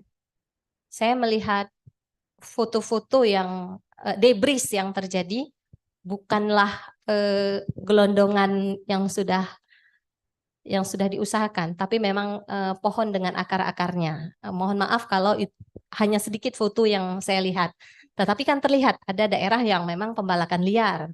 Yang kita lihat debrisnya adalah gelondongan kayu yang sudah siap untuk diekspor mungkin ya. Jadi seperti Klut tadi memang hutannya besar. Kalau kita pikir udah cukup banyak untuk menyimpan air kemampuan, tapi kembali lagi lahan sendiri punya daya untuk menyimpan, punya saturated, sehingga kemungkinan untuk dia banjir bandang karena kondisinya sudah jenuh tadi itu menjadi lebih besar. Saya ingat peran serta masyarakat, ada namanya masyarakat siaga bencana di Gayo Lues, bahwa mereka berjalan rutin ke hulunya, walkthrough ya, berjalan untuk melihat di mana ada tumpukan-tumpukan sedimen yang lemah, pasti kondisi tumpukan itu yang punya peluang pada saat debit besar menjadi dembrik. Itu saya tahu itu ada, dan itu perlu bukan hanya di daerah-daerah yang bagian tengah itulah Pak, Benar Meriah sampai ke Kutacane, itu perlu itu untuk peran serta masyarakat karena dia yang paling tahu alur. Kalau saya ke lapangan pasti saya bawa pawangnya yang memang paling tahu lapangannya. Kita kan nggak boleh sok tahu juga di daerah orang lain. Adik ini namanya Taufik ya? Tadi terdengar Taufik. Anak saya juga di elektro tapi udah selesai. Ada pernyataan bahwa kekeringan dan banjir adalah saudara kembar. Satu daerah yang pernah kekeringan, suatu saat pasti akan terjadi banjir. Baik banjir limpasan maupun yang paling sering kalau gitu adalah banjir bandang. Pada saat saya datang dulu, BWS kita bersama ada Pirhati yang ke NTT. Ya, sama Bu Ber, punya kenangan manis di NTT itu. Nah, itu palung sungai besar sekali. Saya minta berhenti sama driver. Saya berhenti di sungai ini. Palungnya besar sekali. Tapi kita tahu NTT itu 3 bulan adalah masa penghujan, 8 bulan masa kering. Tapi kenapa sungai ini besar sekali? Sungai kan terbentuk karena dirinya sendiri. Dia pasti pernah menampung air sebesar itu. Benar, pulang kita 2 bulan, pada saat itu sudah 8 bulan tidak hujan, Bu, kata driver kita yang jemput. Pulang kita 2 bulan dari NTT langsung terjadi banjir bandang. Jadi kondisi kekeringan bukan berarti aman untuk banjirnya. Suatu saat dia pasti punya kekuatan untuk banjir. Dan terlihat memang palung sungai cukup besar. 100 meter ke bawah. Hanya airnya tidak jalan, hanya tumpukan air di sungai itu. Tapi karena dia besar, saya yakin dia pernah lewat air yang sebesar itu. Kalau enggak akan tercipta palung sungai yang alami tadi. Nah, itu juga terjadi di daerah-daerah kita. Matai juga punya potensi, Sabang juga punya potensi dan pernah terjadi banjir bandang. Nah, ya memang multipurpose. Kalau enggak susah izinnya ketok palunya sama DPR kalau tidak multipurpose. Karena memang untuk ngapain juga? Energi jatuh air sudah tinggi. Kenapa tidak dimanfaatkan? Ya, dia kan memang tetap harus keluar debitnya. Sudah terjaga dengan headnya yang tinggi, tentu punya peluang. Kalau tidak PLTA yang gigawattnya besar, yang kecil-kecil, pico, mikro, mini itu masih bisa tercipta. Bagus sekali adik, ini berpikir untuk ke depan. Terima kasih Ibu. Ya. Baik, terima kasih.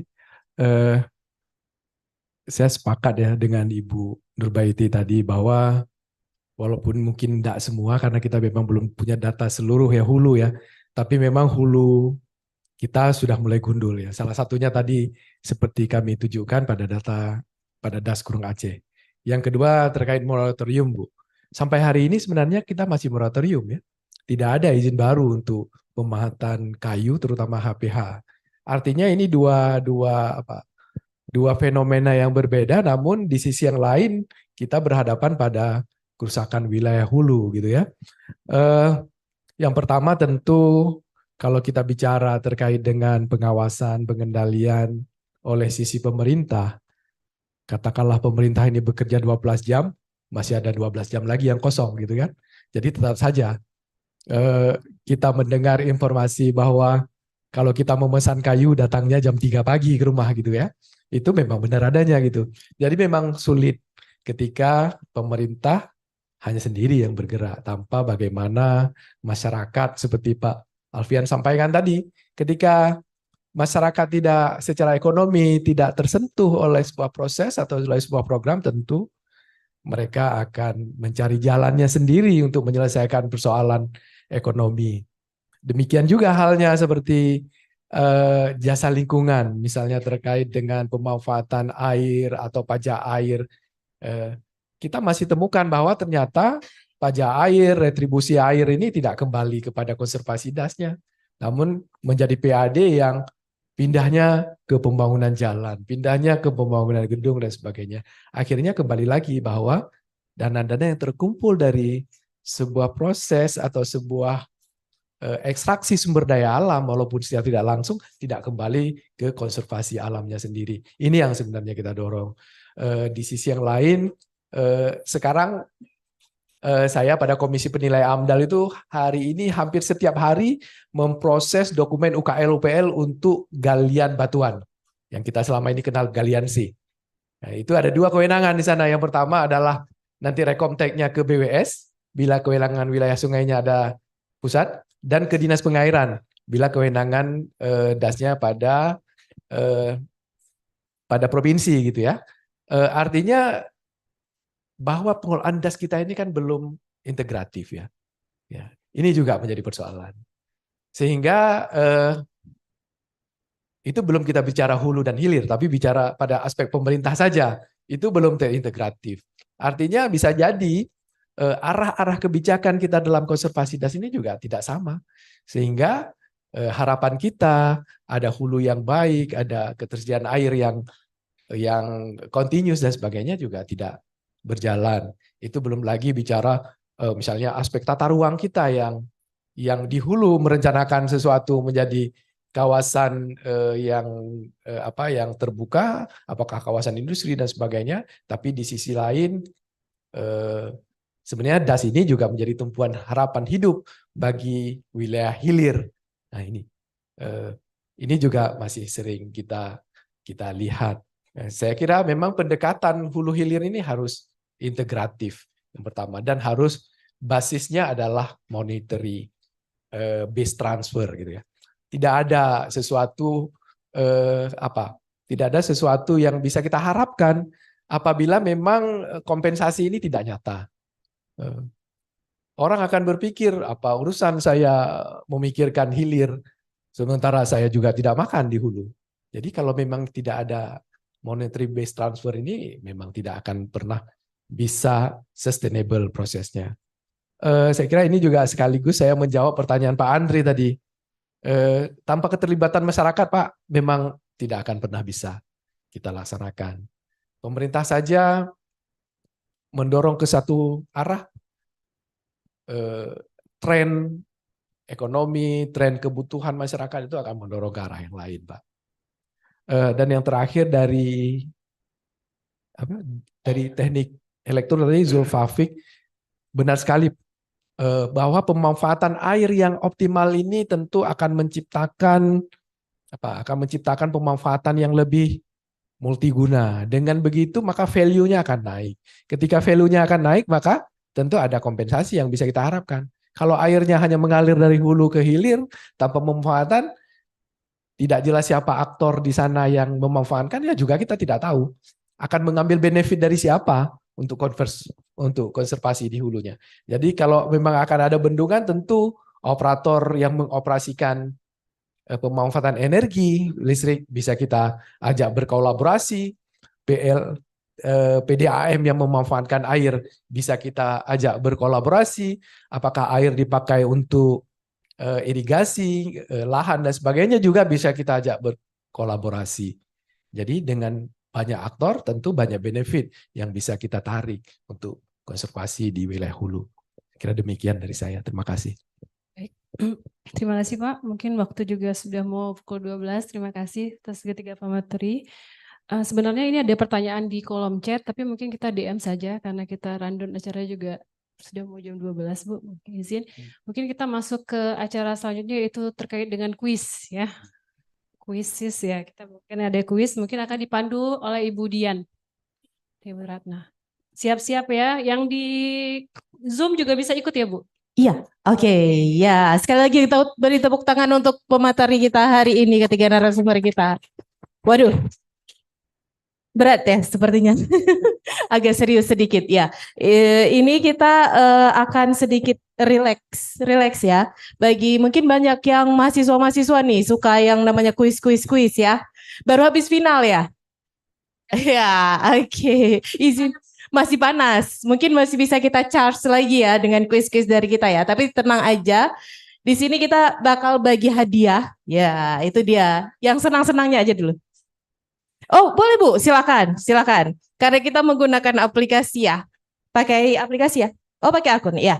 Namanya Kahoot, kuis Kahoot. Mungkin ada yang sudah familiar ya di sini ya. Oke, yang pertama itu kita akses, silakan ambil smartphone-nya. Ada smartphone. Terus kita akses kahoot.it. Ya. kahoot.it.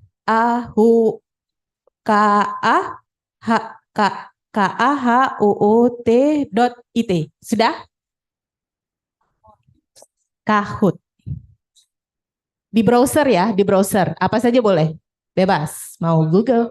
Oh, silakan Pak. Dibuka. Oh, untuk yang Zoom juga boleh ikut. Zoom boleh ikut. Ya, kita berapa pemenang, Bu? Ya, 3 ya. Kita pilih 3 terbaik. Ini sistemnya kita tertepat dan tercepat. Ya, jadi tepat dan cepat.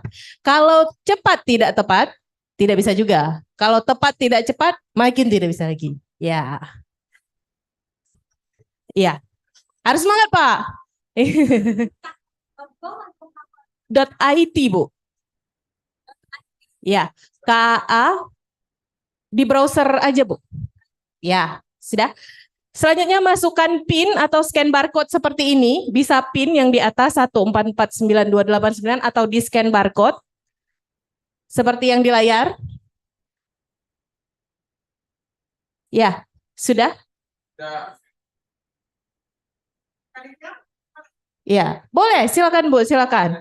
Keberuntungan tidak memihak pada panitia juga. Ada. Nggak bisa. Tolong yang teknisi. Bisa. Nah, itu tuh. Lalu ini, masukkan nickname-nya, masukkan namanya. Ketika sudah bisa scan barcode atau masukkan PIN, ya bisa memasukkan nickname ya. Oh, pesertanya limit katanya. Oh, tapi bisa. Anda belum beruntung sepertinya. Makanya tadi saya bilang cepat dan tepat. Nah, ini dia berarti peserta tercepat nih. Ya. Oh, keluaran. Bisa?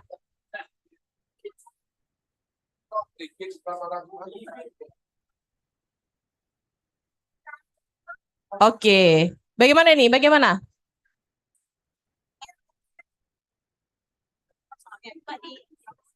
Reset ulang ya. Berarti log out dulu, log out dulu. Di log out dulu ya. Oh, bisa.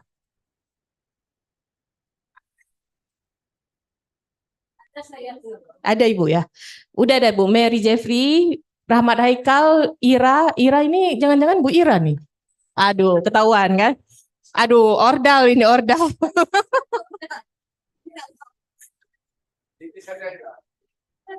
Iya. Siapa? Oh, berarti ini limited. Gimana nih, Bu Ratna?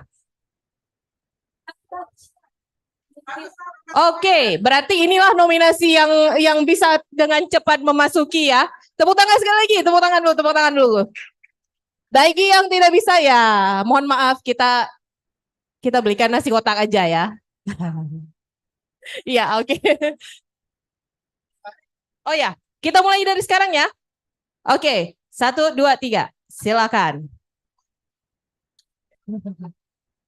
Ya, dibaca baik-baik pertanyaannya. Jawabannya hanya ada di HP. Apa kepanjangan dari WWF? Nah, itu ada pilihannya. World Water Festival, World Water Forum, World Water Fund, atau World Water Federation. Silakan. Oke. Sudah kita dapat. Apa itu?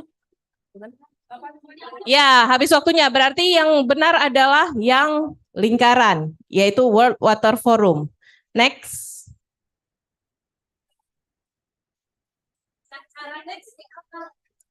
Tunggu di sini, Bu. Dari hostnya. Ya, oke. TWK ini yang memimpin saat ini ya. Siapa TWK? Nanti di akhir acara. Oke, next. Pertanyaan kedua. Apa tema dialog interaktif kita pada hari ini? Ya, ayo silakan. Masih ada 13 detik. 9, 8, 7, 6, 5, 4. Oke. Yang benar adalah konservasi hulu dalam rangka penanggulangan banjir. Oke, ada yang jawab hijau. Oke, tetap TWK memimpin ya. Tepuk tangan sekali lagi. Lanjut. Pertanyaan ketiga. World Water Forum ke-10 akan diadakan di? Ayo.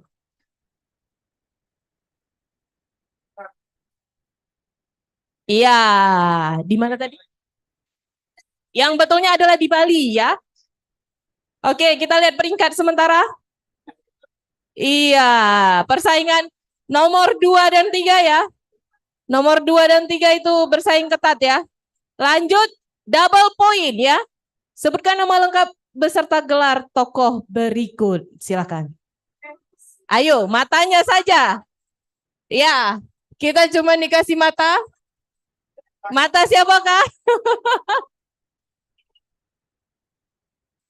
Silakan. Kalau masih ada yang salah, berarti kita, apalagi dari Unsiah, ini sungguh kebangetan ya. Wow, masih ada yang menjawab Pak Maimun ya. Itu orangnya sendiri kali ya. Baik, next.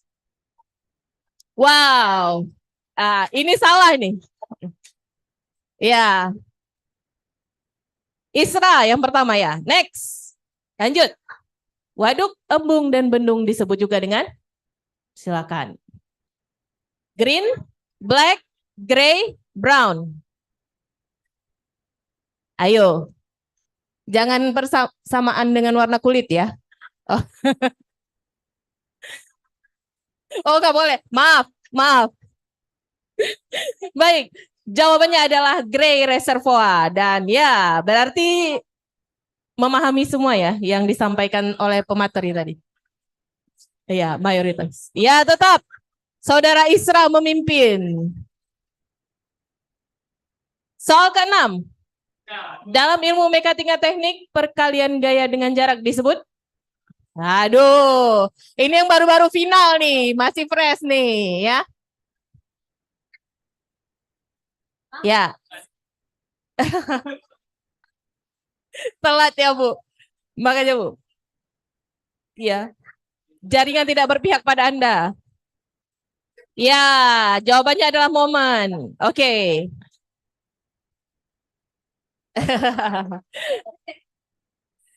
Siapa yang memimpin masih? Wow, masih Isra. Dan Bu Mary sudah naik ketiga Bu ya.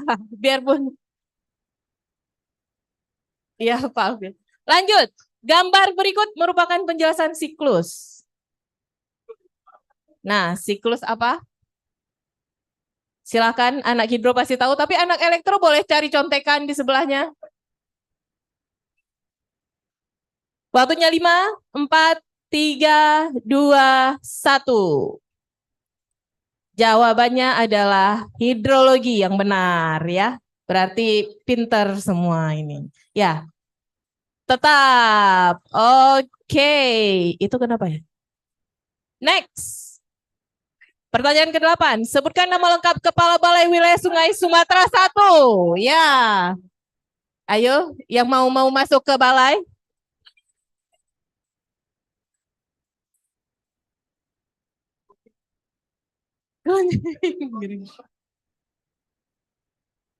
Ya, 4, 3, 2.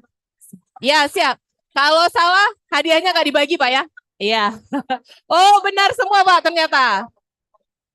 Aman, aman, aman. Ya, lanjut. Masih? Wow. Di posisi 5 besar terjadi persaingan ketat ya. Oke, next. Selanjutnya. Wilayah Sungai Alasingkil adalah wilayah sungai di bawah kewenangan Balai Wilayah Sungai Sumatera 1. Betul? Apa salah? Nah, udah ada kunci. Oke, jawabannya adalah benar ya. Mari kita lihat semua benar. Tapi ada yang nggak jawab? 11 Bu ya.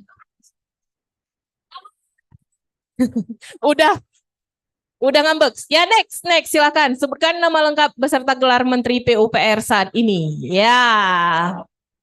Diajak untuk berpolitik ya. Nah, yang mana yang betul? Gimana Pak? Biru, hijau? Iya, yang betul adalah yang biru. Tidak ada yang salah? Oh, 1 ya. Ya, tidak apa-apa. Mungkin kepleset aja. Tetap Isra yang di leader ya.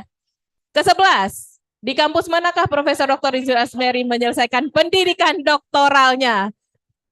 Nah, silakan. Bu, Ibu nggak boleh. Oke, silakan. 5, 4, 3, 2, 1. Iya, yang benar adalah di Institut Teknologi Bandung. Ada yang jawab? Pertanian Bogor loh, ya sama-sama dekat-dekat ya, tetanggaan Bu ya, nggak apa-apa ya.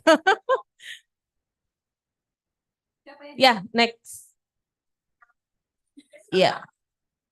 Oh, tapi Bu Mary tetap di 3 ya, berarti kurang cepat Bu ya. Silakan, pertanyaan ke-12. Apa pengertian dari steep mountainous watershed? Ya, kita serius lagi. Kita serius lagi sedikit ya. Ya, waktunya 5, 4, 3, 2, 1. Oke. Dan jawabannya adalah das berhulu curam. Ada yang salah 2, ada yang salah 3 orang ya. Dan benarnya banyak. Berarti memperhatikan dari tadi. Good job. Yes. Masih dipimpin oleh saudara Isra ya. Yang mana ini orangnya ya? Nanti kita cari tahu. Nah, ini silakan. Adalah contoh penanganan banjir di hulu das. True atau false?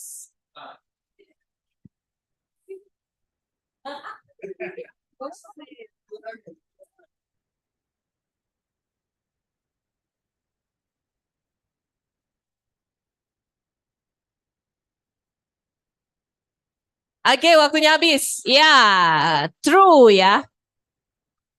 Benar, tapi masih ada yang salah juga 3 orang. Oh, false yang benar ya. Oh, berarti yang banyak yang salah ya. Banyak yang salah. Ya apa mungkin karena ada kaitannya dengan bahasa Inggris, kurang ini ya. Oke, next. Iya.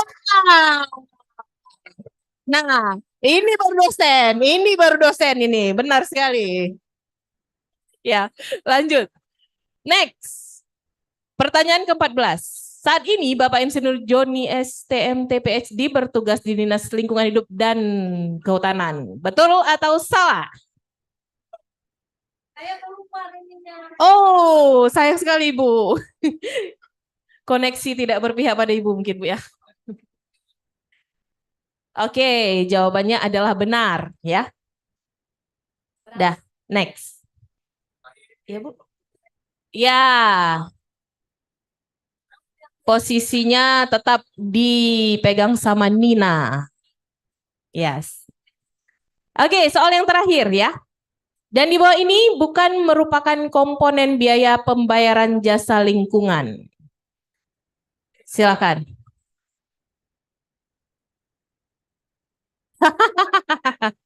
Ya. Dibawa ya perceraian ya. Biaya peluang, biaya pendukung. Apakah ada yang jawab biaya gonogini? Kita lihat ya. Oh iya, itu dia jawabannya. Baik, iya Pak. Oh iya, bisa diusulkan Pak. Kita usulkan sama Pak Joni ya. Oke. Untuk posisi ketiga dimenangkan oleh Ibu Mary. Posisi kedua dan dari Isra. Isra yang mana? Isra boleh kita kenalan? Silahkan berdiri. Oh di Zoom ya? Dan nomor 1 adalah Nina S. Ya silakan. Nanti akan kita beri hadiah. Terima kasih untuk partisipan yang sudah. Ya. Dapat. Tenang. Yes. Hadir. Ya siap. Oke, terima kasih buat para peserta kuis dan sebelum mengakhiri acara ini kita kembalikan ke moderator terlebih dahulu. Baik, terima kasih Ibu Dian dan Ibu Ratna atas kuisnya. Ya, selamat kepada Nina, Isra dan Ibu Asmeri. Baik hadirin sekalian, demikianlah dialog interaktif kita kali ini yang membahas tentang konservasi hulu dalam rangka penanggulangan banjir. Sebelum sesi ini kita akhiri, saya akan mencoba menyimpulkan hasil dialog interaktif kita kali ini. Yang pertama, pentingnya meng-engage ya masyarakat untuk menjaga hutan. Itu mungkin yang pertama yang harus kita garis bawahi. Yang kedua, Ibu Asmeri menawarkan beberapa konsep penanganan banjir berbasis pengelolaan das. Saya teringat ini Bu, One River, One Plan, One Integrated Management ya, mungkin dulu ya, URM. Yang terakhir ada skema PJLM, yaitu pembayaran jasa lingkungan sebagai instrumen untuk meningkatkan efisiensi konservasi. Para hadirin sekalian, sekali lagi kami mengucapkan terima kasih dan apresiasi setinggi-tingginya kepada para narasumber kita yang telah berbagi ilmu, dan kami juga mengapresiasi seluruh audiens yang telah hadir dan menyimak dengan antusias. Tepuk tangan untuk kita semua. Sebelum saya tutup, mungkin ada sedikit closing statement Bu dari narasumber. Pak mewakili ya? Mewakili closing statement Pak mungkin.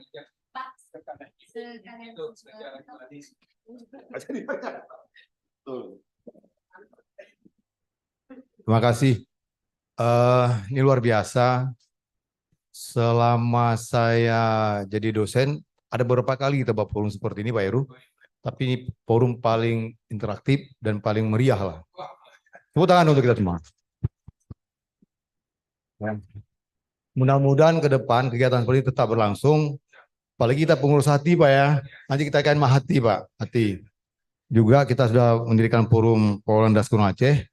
Semua kita coba kaitkan nanti. Bu Mary juga dan teman-teman Profesor Mary sudah membuat master plan pengelolaan banjir Aceh. Saya pikir kita punya peluang untuk berdiskusi hal seperti ini.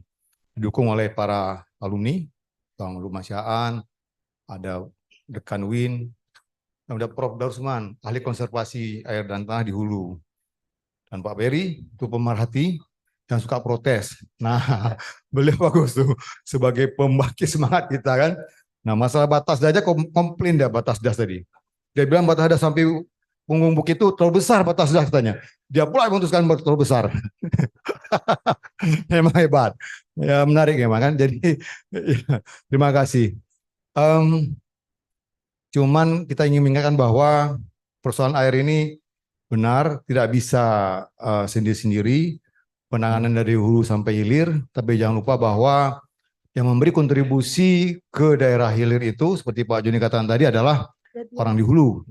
Nah, masyarakat di hulu atau ya teman-teman di hulu ini tentu dia melihat persoalannya tidak seperti yang kita di hilir. Ini jadi memperhatikan kita.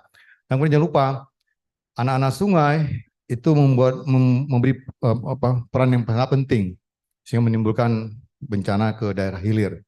Ini kita suka lupakan seperti penanganan anak-anak sungai yang orde kecil ya Bu Mary ya. Nah itu penting sebenarnya, apalagi dikaitkan dengan tadi sungai yang mempunyai kecuraman yang sangat tajam di daerah hulu. Nah tentu konservasi daerah hulu menjadi hal yang sangat penting karena kita tahu bahwa persoalan insya Allah bisa terselesaikan apabila daerah hulu tertangani, apalagi dengan penataan yang baik. Yang kita lupakan bahwa kebutuhan lahan untuk pertumbuhan penduduk, untuk perkembangan penduduk itu penting, tetapi dengan pengaturan antara keseimbangan, keterbalan tadi itu bisa kita jangkauannya. Tentu di sini peran Prof. Darusman sebagai ahli konservasi di hulu kita butuhkan nanti Prof. Apalagi nggak sempat kita Pak. Prof. Darusman sebenarnya saya kepingin dia menjelaskan tentang biochar. Biochar ini sebenarnya hal yang baru saya dengar juga, bahkan bisa mengeliminir masalah climate change gitu Prof. Dar ya, dikaitkan dengan perubahan suhu gitu. Nah sekarang ini kan persoalan suhu ini kan mengkhawatirkan. Kemarin dari Pak Mahyudin, dunia sedang mengkhawatirkan suhu tersebut jangan sampai lewat 2 derajat. Apabila lewat 2 derajat maka terjadi bencana di negara-negara industri. Sehingga kita diperkenalkan dengan yang namanya FOLU ya. FOLU Street ya. Next thing ya. Forest and other land use. Ya kan? Nah, di mana nanti penekanan pada carbon trade. Ini di USK sedang diinisiasi oleh Pak Rektor bersama dengan Pak Mahyudin. Mudah-mudahan itu ada dan saya pikir kita akan inline dengan mereka nanti. Demikian, mudah-mudahan ini menjadi kita bersemangat semua memperhatikan air ini. Karena betul seperti Pak Joni katakan tadi, jangan apa tulisan tuh by project ya, kayak proyek saja, tapi harus ada continue seperti Bu Mary sampaikan tadi, ada kontinuitas yang kita memikirkan.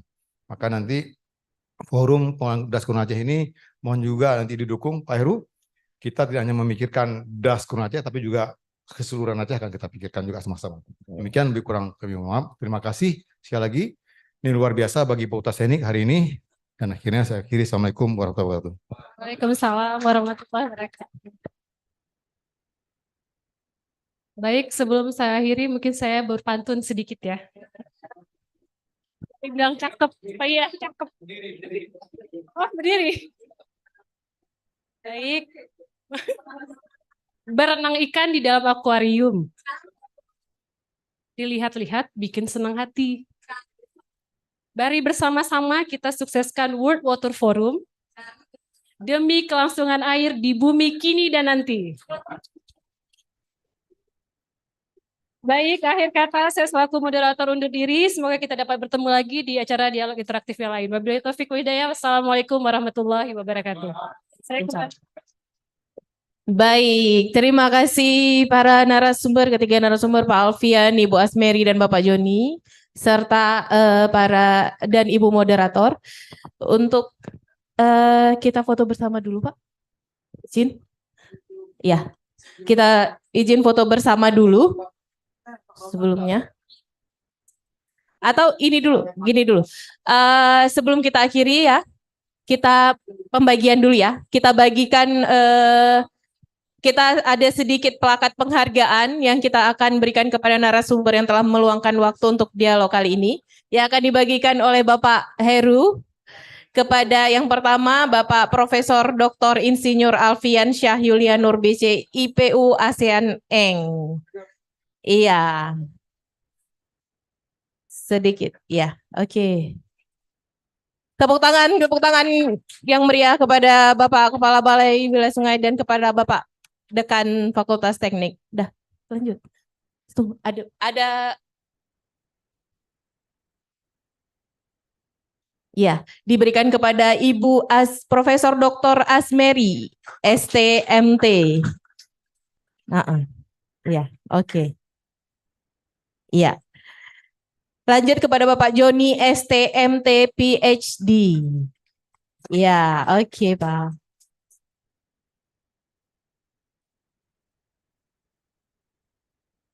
Iya, selain itu ada goodie bag, Pak.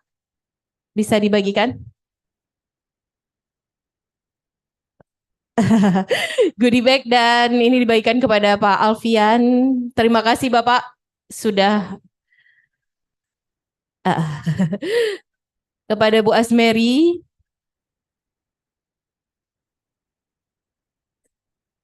Ya, dan Pak Joni. Iya, baik. Terima kasih Bapak narasumber dan Pak Heru. Oke, selanjutnya kita adakan sesi foto bareng. Mumpung masih di atas, silahkan bergabung kepada peserta lainnya, kepada Bapak-Bapak dan Ibu-Ibu dari fakultas. Ya, silahkan bergabung. Yang berfoto bisa di belakang diatur posisi. Bapak dosen, Bapak PPK Pekasatker, Bapak dan Ibu dosen, silakan. Offline aja. Iya, adik-adik mahasiswa yang mau bergabung, silakan. Makin rame, makin meriah. Ya. Silakan yang merasa tinggi, ya.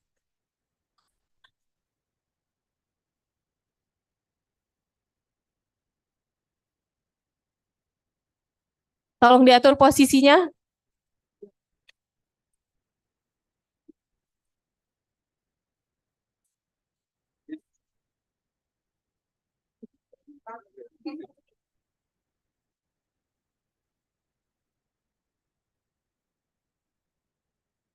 Ya. Oke, sudah pas? Ya, sisi kiri ya. Sisi kanan, di sebelah kanan. Masih kosong. Silakan diisi. Ayo yang di luar yang mau bergabung silakan. Di sisi sebelah kanan. Iya. Oh, MC masuk juga. Oke, siap.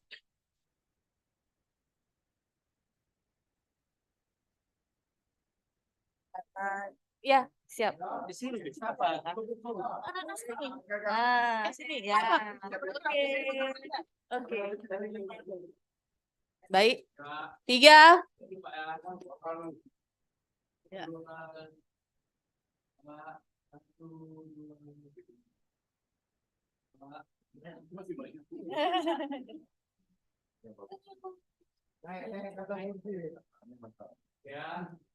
1, 2, 3. Bebas, siap bebas.